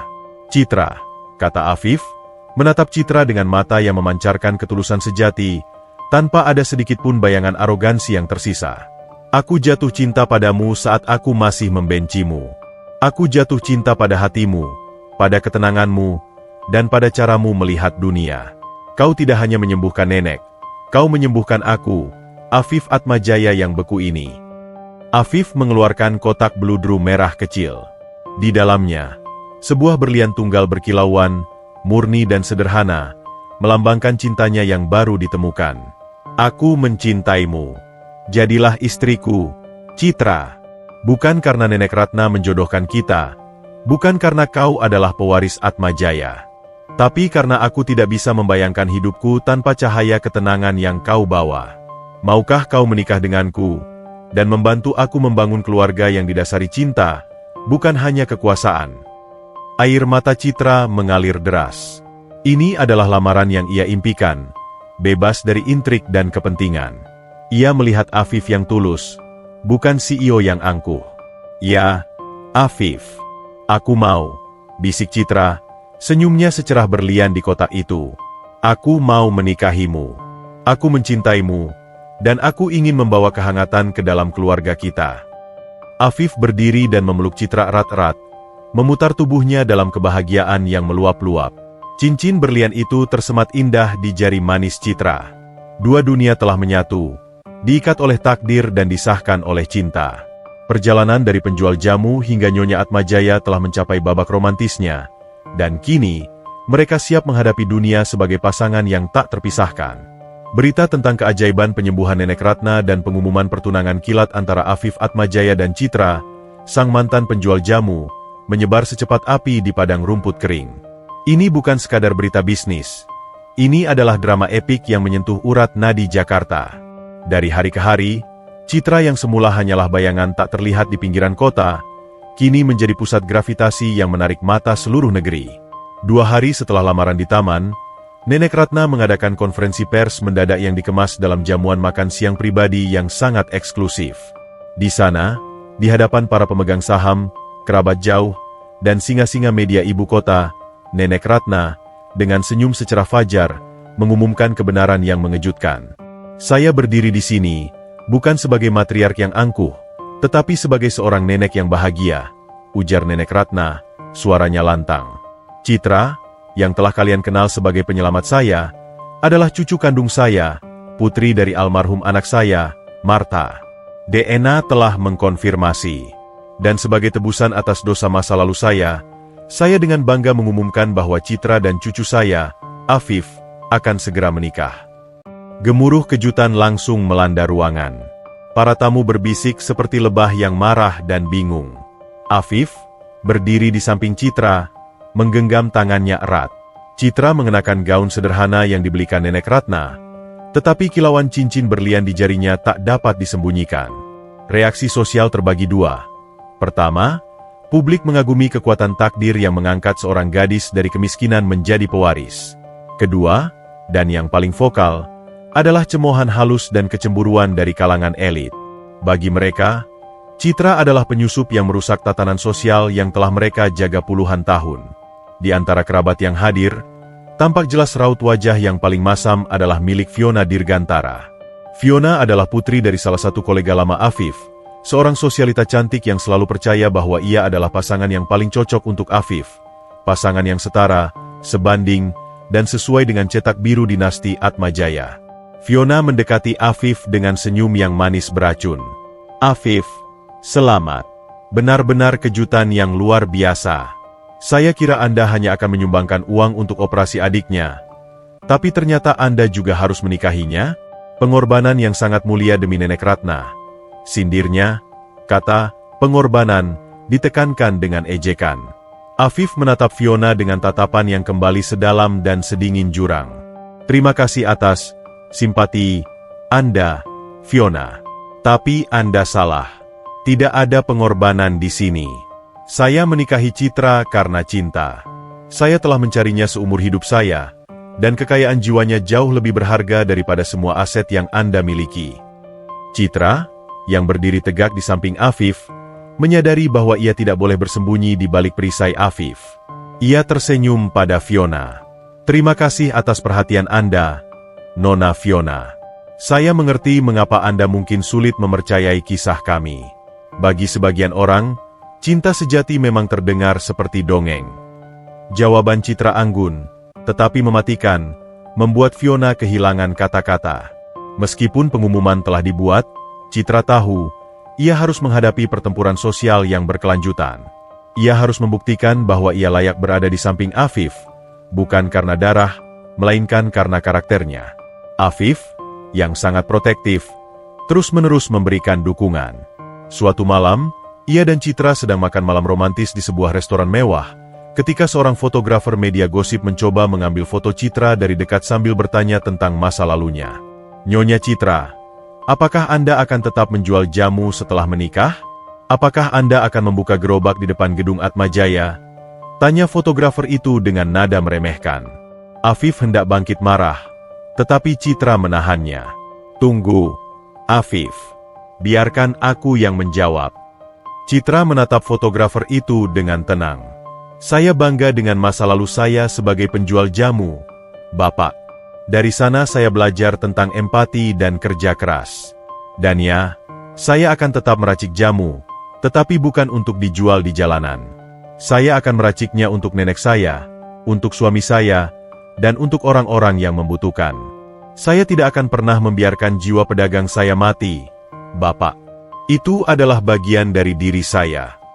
Fotografer itu, yang berharap Citra akan panik atau marah, justru tertegun.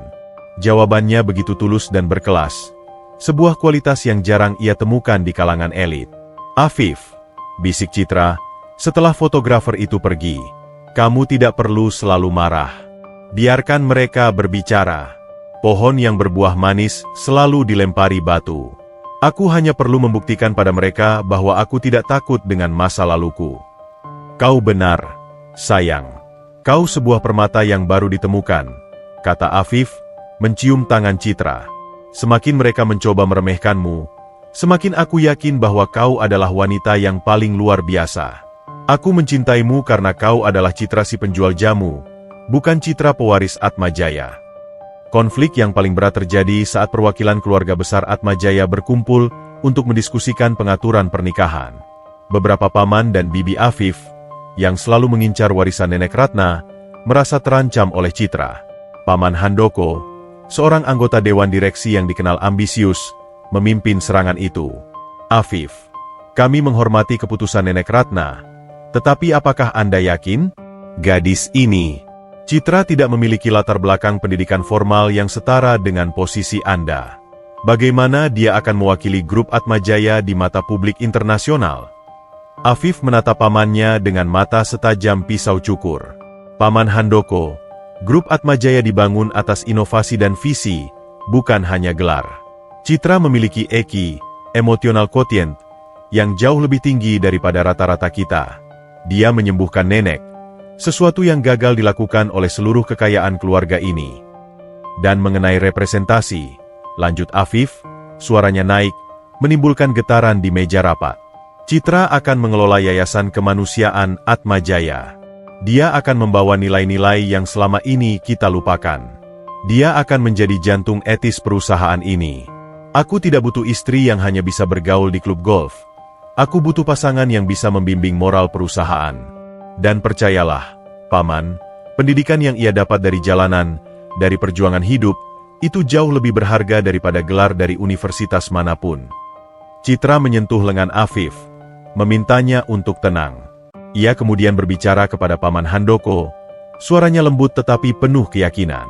"Paman, saya tahu saya tidak sempurna, tapi saya berjanji, saya akan belajar. Saya akan belajar tentang bisnis dan etika perusahaan. Tapi ada satu hal yang tidak akan pernah saya ubah. Saya akan selalu mengingatkan Afif bahwa kekuasaan datang dengan tanggung jawab, dan bahwa orang-orang kecil, seperti Risa dan ibu saya, juga patut diperjuangkan." Ketenangan Citra menciptakan keheningan yang canggung di ruangan itu. Mereka menyadari, Citra bukanlah lawan yang bisa diintimidasi. Ia adalah kekuatan alam yang lembut tetapi tak terbendung. Nenek Ratna, yang sejak tadi hanya mengamati, akhirnya tersenyum. "Cukup. Citra akan menikah dengan Afif. Dan Citra, sebagai hadiah pernikahanmu, nenek telah menyiapkan dana untuk mendirikan Yayasan Kesehatan Nusantara. Itu adalah tempat di mana kearifan jamu dan pengobatan herbal bisa dikembangkan secara ilmiah, di bawah bendera Atmajaya." Mata Citra berbinar penuh haru. Itu adalah impiannya. Kini terwujud di bawah dukungan raksasa Atmajaya. Afif menatap Citra dengan cinta yang mendalam. Mereka telah berhasil melewati ujian api dari intrik sosial dan keluarga. Citra, si penjual jamu, telah membuktikan bahwa cinta dan ketulusan adalah mata uang yang paling kuat, jauh melebihi warisan atau kekuasaan. Persiapan pernikahan Afif Atmajaya dan Citra adalah pusaran badai kemewahan yang membuat seluruh tim event organizer Atmajaya pusing 7 keliling. Citra, sang calon pengantin, menginginkan kesederhanaan, sementara Nenek Ratna bersikeras bahwa pernikahan cucu dan pewarisnya harus menjadi legenda yang dikenang. Akhirnya, mereka mencapai kompromi. Pernikahan akan megah, tetapi dengan sentuhan hati yang sepenuhnya Citra. "Aku tidak butuh kristal dari Italia, Afif," ujar Citra suatu malam, saat mereka melihat sampel dekorasi. "Aku hanya ingin taman belakang kita, tempat kamu melamarku, disulap menjadi tempat pemberkatan. Dan aku ingin karangan bunga yang dihiasi dengan sedikit bunga krisan kering, sebagai pengingat akan takdir kita." Afif tersenyum. Hatinya selembut sutra melihat kesederhanaan Citra. "Apapun keinginanmu, sayang. Krisan itu adalah mahakarya takdir kita. Kita akan merayakannya." Di tengah kekacauan gaun haute couture dan daftar tamu ribuan orang, Risa menjadi mata air kebahagiaan kecil mereka. Operasi Risa berjalan sukses, dan ia kini sudah bisa berlari-lari kecil di Menshan. Risa, yang akan menjadi flower girl, sering menggoda Afif dengan memanggilnya Om CEO sombong. Membuat Afif tertawa terbahak-bahak, sebuah pemandangan yang tak pernah terjadi di masa lalunya yang kaku seperti patung. Malam sebelum hari H, Afif dan Citra duduk di kamar Nenek Ratna. Nenek Ratna, wajahnya berseri-seri seperti bintang, memegang tangan mereka. Dulu, Nenek takut kehilangan segalanya. Takut nama Atmajaya tercemar. Tapi sekarang Nenek tahu, bisik Nenek Ratna. Cinta itu tidak bisa diukur dengan saham atau uang. Kalian berdua adalah simbol penebusan Nenek. Citra, kamu membawa pulang kembali hatiku. Afif, kamu belajar untuk mencintai tanpa pamrih. Pergilah, istirahat. Jadilah pasangan yang paling bahagia besok. Setelah meninggalkan Nenek Ratna, Afif membawa Citra ke balkon kamarnya, yang kini menjadi balkon mereka. Di bawah jutaan bintang Jakarta, Afif memeluk Citra dari belakang. "Aku tidak bisa tidur, sayang," bisik Afif di telinga Citra. "Aku gugup. Bukan karena bisnis, bukan karena media. Aku gugup karena aku takut ini semua hanya mimpi. Bahwa aku akan bangun, dan kau kembali ke gerobak jamumu, dan aku kembali menjadi CEO yang kesepian." Citra membalikkan badan, memeluk pinggang Afif erat-erat. Ia mendongak, menatap mata Afif yang seindah Lazuardi. "Ini bukan mimpi, Afif. Ini adalah takdir yang kita perjuangkan. Aku tidak akan pergi. Aku adalah jantung yang kamu cari, dan kamu adalah rumah yang aku butuhkan. Aku mencintaimu, Afif Atmajaya." "Aku juga mencintaimu, Citra," jawab Afif, mencium Citra dengan lembut. Sebuah ciuman yang mengakhiri semua keraguan dan memulai semua harapan. Hari pernikahan adalah peristiwa monumental. Seluruh media nasional menyorot setiap detail. Pernikahan itu diadakan di ballroom termegah di Jakarta, yang disulap menjadi taman bunga krisan yang megah. Tamu-tamu dari kalangan elit, mulai dari pejabat, pengusaha, hingga sosialita, berbaris seperti tentara dalam seragam terbaik mereka. Ketika pintu ballroom terbuka, semua napas tertahan. Citra melangkah masuk. Ia mengenakan gaun putih sederhana, tetapi keanggunannya mengalahkan setiap perhiasan mewah yang dikenakan oleh tamu lain. Ia tidak tampak seperti pewaris kaya, ia tampak seperti bidadari yang turun ke bumi. Di tangannya, ia memegang karangan bunga mawar putih yang diselipi bunga krisan kering, simbol pahitnya penyesalan yang kini bersemi menjadi cinta. Afif menunggunya di altar. Ia melihat Citra, dan semua keangkuhan dan kecerdasannya menguap digantikan oleh air mata haru. Ia melihat Citra, bukan sebagai cucu matriark, tetapi sebagai belahan jiwanya yang datang dari kehidupan yang jauh berbeda. Momen puncak terjadi saat mereka mengucapkan janji suci. Afif memulai, suaranya bergetar penuh ketulusan. "Citra, aku Afif Atmajaya, mengambilmu sebagai istriku. Aku berjanji untuk mencintaimu bukan hanya di masa jaya, tapi juga di masa sulit. Aku berjanji akan selalu mengingat gerobak jamu dan bau kunyit, Karena itu adalah akar dari hatimu yang mulia. Aku berjanji untuk menjadi pelindungmu, sahabatmu, dan suamimu yang paling mencintaimu, hingga napas terakhir kita berdua. Citra, air matanya membasahi pipi, menjawab dengan janji yang sederhana namun mendalam. Afif, aku Citra, mengambilmu sebagai suamiku. Aku berjanji untuk mencintaimu dan mendampingimu, dan selalu mengingatkanmu bahwa kebahagiaan sejati tidak ada di laporan keuangan, melainkan di dalam hati. Aku berjanji akan menjadi jangkar yang menahanmu dari badai kekuasaan, dan selalu menjadi obat penenang bagimu, hingga akhir waktu. Janji suci itu adalah resonansi kebenaran yang menyentuh hati setiap tamu, bahkan para kerabat yang paling sinis. Mereka menyadari, pernikahan ini bukanlah transaksi bisnis, melainkan persatuan jiwa yang didorong oleh takdir. Resepsi pernikahan adalah pesta termegah yang pernah diselenggarakan Atmajaya, tetapi sorotan tertuju pada Nenek Ratna. Ia berdansa sebentar dengan Afif dan Citra, air mata kebahagiaan menetes di pipinya. Ia telah mendapatkan kembali kedamaiannya dan menyatukan kembali keluarganya. Malam harinya, di kamar pengantin mereka yang dihiasi bunga-bunga yang wanginya memabukkan, Citra memeluk Afif. Aku masih tidak percaya, Afif. Aku, gadis kecil dari kebun kacang, kini menjadi istrimu, bisik Citra. Afif mencium puncak kepala Citra.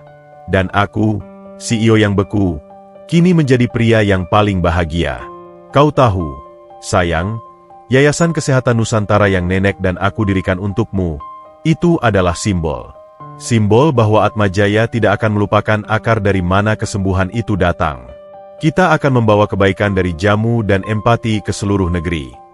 Citra tersenyum, hatinya penuh kepastian. Aku sudah tidak sabar, Afif. Kita akan bekerja bersama. Kita akan membuktikan kepada Paman Handoko dan yang lainnya, bahwa ketulusan adalah aset terbesar kita. Afif memadamkan lampu. Dalam pelukan hangat itu, Citra merasa seluruh perjuangannya telah mencapai muara yang indah. Ia bukan lagi penjual jamu yang miskin, tetapi ia tetaplah Citra, gadis dengan hati emas yang kini menjadi ratu di dinasti Atmajaya. Pernikahan ini bukan akhir, melainkan setelah upacara pernikahan akbar yang terasa singkat seperti mimpi indah, Citra dan Afif memilih untuk menunda bulan madu mewah.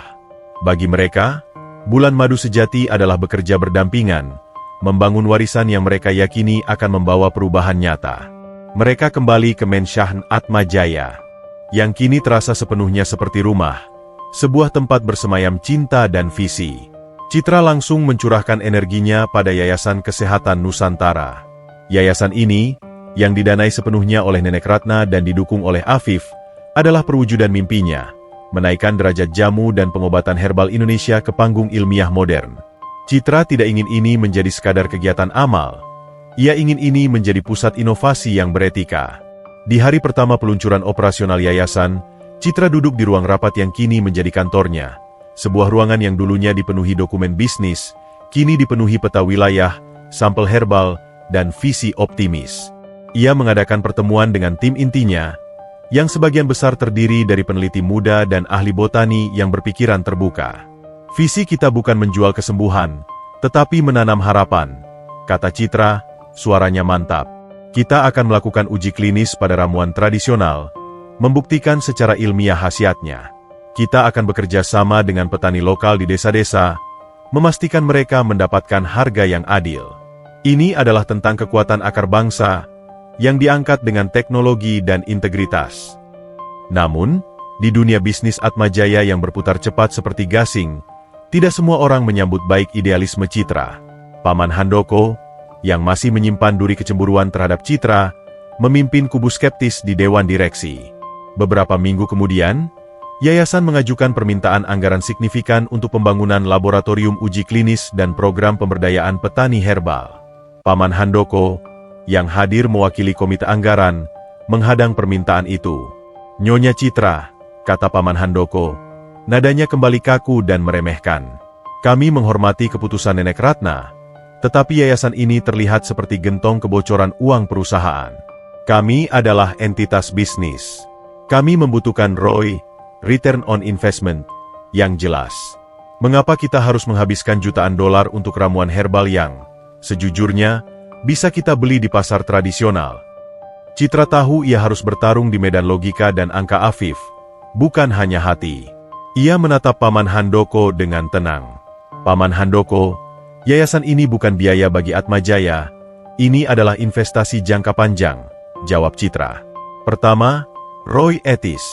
Atmajaya akan mendapatkan reputasi sebagai perusahaan yang peduli pada kearifan lokal, bukan hanya profit. Itu adalah mata uang sosial yang tak ternilai harganya di pasar global saat ini. Ia kemudian mengambil napas dan melangkah ke papan tulis. Kedua, ROI finansial. Kita tidak akan menjual jamu murah, Paman. Kita akan mengembangkan nutraceuticals kelas premium yang teruji klinis, menggunakan basis herbal yang kita kuasai penuh dari hulu ke hilir. Kita akan mematenkan formulanya. Selama ini, pasar ini dikuasai produk impor. Jika kita bisa membuktikan bahwa produk herbal Indonesia secara ilmiah setara atau lebih baik, kita akan membuka gerbang pasar global yang keuntungannya, percayalah, akan jauh melampaui investasi awal kita. Paman Handoko terdiam, terkejut. Ia mengira Citra hanya akan berbicara tentang amal dan kasih sayang, tetapi Citra berbicara tentang strategi pasar dan paten, dengan pemahaman yang mengejutkan. Afif, yang duduk di samping Citra sebagai CEO, menyela, memberi bobot pada kata-kata istrinya. Paman, Citra telah mempresentasikan model bisnis yang kuat. Saya telah melihat data riset pasar. Inisiatif ini tidak hanya menguntungkan jiwa Atmajaya, tetapi juga dompet Atmajaya. Anggaran ini disetujui. Saya yakin pada visi istri saya. Dukungan Afif itu seperti palu godam yang mengakhiri perdebatan. Paman Handoko hanya bisa mengangguk pasrah. Malam itu, Afif dan Citra merayakan kemenangan kecil mereka di ruang kerja Afif. Aku bangga padamu, sayang, kata Afif, memeluk Citra. Kau menghancurkan Paman Handoko dengan logika pasar. Aku tidak pernah mengajarimu itu. Citra tertawa. Paman Handoko lupa, Afif. Seorang penjual jamu harus pintar menghitung modal, rugi, dan untung. Bedanya, hitunganku tidak hanya memasukkan uang, tapi juga kesejahteraan petani dan kesehatan masyarakat. Kau lihat, pengetahuan dari kebun kacang tetap berguna di sini. Mereka berdua menghabiskan malam itu merencanakan detail yayasan. Citra menunjukkan semangat yang tak pernah padam. Afif melihat percikan api gairah di mata Citra, gairah yang tidak hanya untuknya, tetapi untuk misi yang mereka emban bersama. Aku ingin membawa kearifan jamu ke kantor-kantor Atmajaya. Afif, usul Citra. Setiap karyawan harus mendapatkan imunitas herbal setiap hari. Kita mulai dari diri kita sendiri, sebelum menjualnya ke dunia. Aku setuju. Aku akan menjadi kelinci percobaan pertamamu, canda Afif. Aku sudah tidak sabar mencicipi jamu buatan CEO Atmajaya yang baru. Di tengah kesibukan profesional, kehidupan pribadi mereka juga bersemi. Risa kini sudah sepenuhnya pulih dan mulai bersekolah di sekolah swasta terbaik. Nenek Ratna seringkali terlihat menemani Risa belajar. Sebuah pemandangan yang menghapus semua bayangan masa lalu yang kelam. Suatu sore, Citra duduk bersama Risa di taman. Kak, dulu waktu dikontrakan, kakak selalu bilang kita harus berjuang untuk hidup. Sekarang kita sudah kaya. Apakah kakak akan berhenti berjuang? Tanya Risa polos. Citra tersenyum. Tidak, Risa. Perjuangan itu tidak pernah berakhir. Dulu, kita berjuang untuk bertahan hidup. Sekarang, kita berjuang untuk hidup bermakna. Kakak dan Om Afif, kami berjuang agar keajaiban yang terjadi pada kita bisa dirasakan oleh orang lain. Kami berjuang untuk membuat dunia lebih baik. Risa mengangguk. Matanya penuh kekaguman. Momen itu menguatkan Citra. Ia menyadari, misinya kini meluas dari seorang penjual jamu menjadi pemimpin visi yang membawa hati nurani ke tengah kekuasaan. Ia tidak hanya membawa cintanya ke Atmajaya, tetapi ia membawa revolusi lembut yang mengutamakan etika. Di akhir tahun fiskal, proyek rintisan yayasan di bidang nutraceuticals berhasil. Sebuah penemuan formula herbal anti-stres teruji klinis yang diinisiasi Citra, mendapatkan paten dan menarik investasi besar dari perusahaan farmasi asing. Angka ROI yang dihasilkan oleh proyek etis itu melebihi proyeksi Paman Handoko. Afif, di hadapan Dewan Direksi, tersenyum bangga. Terbukti, tuan-tuan, Ketika kita berinvestasi dengan hati, alam akan memberikan hadiah yang setimpal. Nyonya Citra Atmajaya tidak hanya membawa cinta ke dalam hidup saya, tetapi juga keuntungan etis yang menyelamatkan reputasi dan dompet perusahaan. Citra, sang mantan penjual jamu, telah memenangkan perang ideologi di jantung grup Atmajaya. Ia telah membuktikan bahwa cinta dan kekayaan jiwa adalah modal terbaik, dan kini, ia dan Afif siap untuk menghadapi tantangan berikutnya sebagai pasangan yang tak hanya kuat dalam cinta, tetapi juga tangguh dalam bisnis dan etika. Warisan mereka telah mulai terbentuk, kokoh dan berakar dalam seperti pohon beringin tua. 1 tahun telah berlalu sejak pernikahan Akbar Citra dan Afif. Mensyahan Atmajaya tidak lagi terasa dingin dan dipenuhi intrik, melainkan berdenyut dengan kehidupan dan tawa. Nenek Ratna, kini sepenuhnya sehat, sering menghabiskan waktunya di Yayasan Kesehatan Nusantara, mengawasi kemajuan penelitian herbal, dan mengajari Risa cara meracik jamu sederhana, sebuah jembatan lembut yang menghubungkan masa lalu Citra dengan masa depan Atmajaya. Citra, yang kini dikenal sebagai direktur yayasan, telah menjadi kekuatan pendorong yang tak tergoyahkan di balik grup Atmajaya. Keberhasilan yayasan tidak hanya mengukuhkan posisinya, tetapi juga membuktikan kepada para skeptis, termasuk Paman Handoko, yang kini lebih banyak diam dan hormat, bahwa hati nurani dan profit bisa berjalan beriringan. Hubungan Citra dan Afif adalah oase ketenangan di tengah kesibukan mereka. Afif, yang dulu adalah pilar es yang kaku, kini lebih sering tersenyum, tawanya lebih lepas. Ia belajar dari Citra bahwa ada kalanya, meletakkan pekerjaan di samping dan meminum segelas kunyit asam buatan istrinya adalah strategi terbaik untuk melawan stres. Namun, di tengah kesempurnaan yang tampak itu, Citra mulai merasakan perubahan dalam dirinya. Kelelahan yang aneh, dan kerinduan pada aroma temulawak yang kuat, yang dulu menjadi napas hidupnya, kini terasa memualkan. Suatu pagi, saat Afif sedang bersiap untuk rapat penting dengan kementerian, Citra mendekatinya dengan senyum misterius yang membuat Afif berhenti mengikat dasinya. "Selamat pagi, Tuan CEO," sapa Citra, memeluk Afif dari belakang. "Pagi, sayang. Ada apa? Kau terlihat seperti baru saja memenangkan tender besar," goda Afif, menoleh. Citra mengeluarkan sebuah kotak kecil dari balik punggungnya. Afif mengerutkan kening. "Apa ini? Apakah kau membelikanku teh herbal ajaib agar aku bisa bertahan di rapat maraton itu?" Citra terkekeh.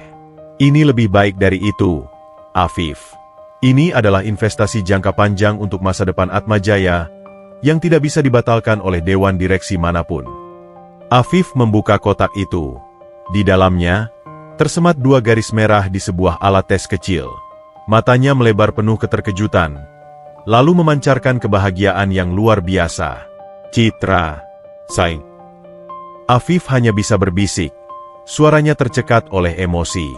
Ia menjatuhkan dasinya dan segera memeluk Citra, mengangkat tubuh istrinya tinggi-tinggi. "Aku akan menjadi seorang ayah? Kau memberiku hadiah yang paling berharga." "Ya, Afif," kata Citra, memeluk leher suaminya erat. "Kita akan punya bayi. Darah baru, benih cinta kita, tumbuh di sini." Afif menatap perut Citra, matanya penuh kekaguman. "Kau tahu apa artinya ini? Anak kita, dia akan membawa gen dari 2 dunia. Logika bisnis Atmajaya dan kekuatan akar dari warisanmu. Dia akan menjadi generasi yang utuh. Generasi yang tidak mengenal rasa sakit karena penyesalan dan penolakan." Mereka berdua menghabiskan waktu yang seharusnya digunakan Afif untuk rapat, tenggelam dalam rencana masa depan. Mereka membayangkan kamar bayi, tawa kecil, dan bagaimana mereka akan mendidik anak ini. Afif berjanji, ia akan menjadi ayah yang hadir, tidak seperti bayangan yang ia takutkan di masa lalu Atmajaya. Berita itu menjadi sinar matahari terbesar di Mensyahan Atmajaya. Afif dan Citra memutuskan untuk memberitahu Nenek Ratna di malam hari, setelah makan malam keluarga yang intim. Saat mereka duduk di ruang keluarga, Nenek Ratna menatap mereka dengan insting tajam seorang matriark. "Katakan padaku, anak-anakku, apa yang kalian sembunyikan?" Wajah kalian berdua berseri-seri seperti bulan purnama. Afif meraih tangan Nenek Ratna, sementara Citra tersenyum penuh haru. "Nenek," kata Afif, suaranya dipenuhi rasa sayang. "Nenek akan menjadi seorang buyut. Nenek Ratna terdiam sejenak. Air mata perlahan menggenang di matanya, tetapi itu adalah air mata penebusan. Ia tidak berteriak kegirangan, ia justru menutup wajahnya, terisak pelan. "Oh, Seng, terima kasih," bisik Nenek Ratna. "Terima kasih, Citra. Kamu telah menyembuhkan luka terbesar dalam keluarga ini. Anak ini, dia adalah tanda pengampunan dari Tuhan." Nenek takut, setelah semua dosa yang nenek lakukan, nenek tidak akan pernah melihat darah baru Atmajaya yang lahir dalam kebahagiaan sejati. Citra berlutut di samping Nenek Ratna, memeluknya. "Nenek, anak ini akan tahu betapa nenek mencintainya. Dia akan membawa kebahagiaan yang lengkap. Dia tidak akan pernah mengenal penolakan. Dia akan menjadi warisan cinta kita semua." Percakapan malam itu beralih pada makna warisan yang sesungguhnya. Dulu, nenek berpikir warisan adalah saham, gedung, dan nama baik, ujar Nenek Ratna, memegang tangan Citra dan Afif. Tapi Citra mengajarkan nenek, warisan sejati adalah nilai-nilai yang kita tanam. Warisan adalah Risa yang tersenyum, yayasan yang membantu petani, dan anak ini yang lahir dari cinta yang murni. Afif mengangguk, menatap istrinya dengan bangga. "Aku belajar dari Citra, Nenek. Aku akan memastikan anak kita mewarisi ambisiku. Tetapi yang terpenting, dia mewarisi empati dan ketenangan jiwa dari ibunya. Aku tidak ingin dia menjadi CEO yang kaku. Aku ingin dia menjadi pemimpin yang adil dan manusiawi." Bulan-bulan berlalu dengan cepat, dipenuhi persiapan kelahiran dan perluasan yayasan. Citra, bahkan dengan perut yang semakin membesar, tetap aktif mengawasi proyek-proyeknya, membuktikan bahwa seorang wanita bisa menjadi ibu yang penuh kasih sekaligus pemimpin yang kuat.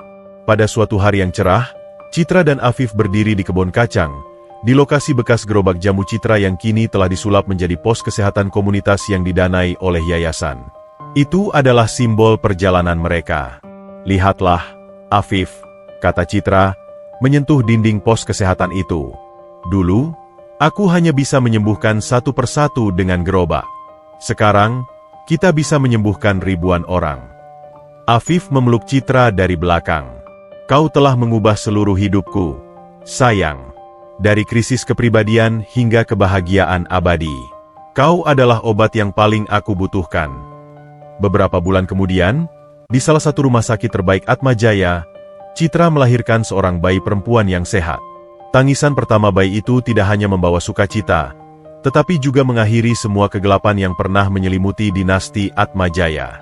Mereka menamainya Marta Ratnawati Atmajaya, gabungan nama sang ibu dan sang nenek buyut, sebagai penghormatan dan janji bahwa sejarah pahit tidak akan terulang. Nenek Ratna memeluk cicitnya. Air mata kebahagiaan yang murni membasahi pipinya.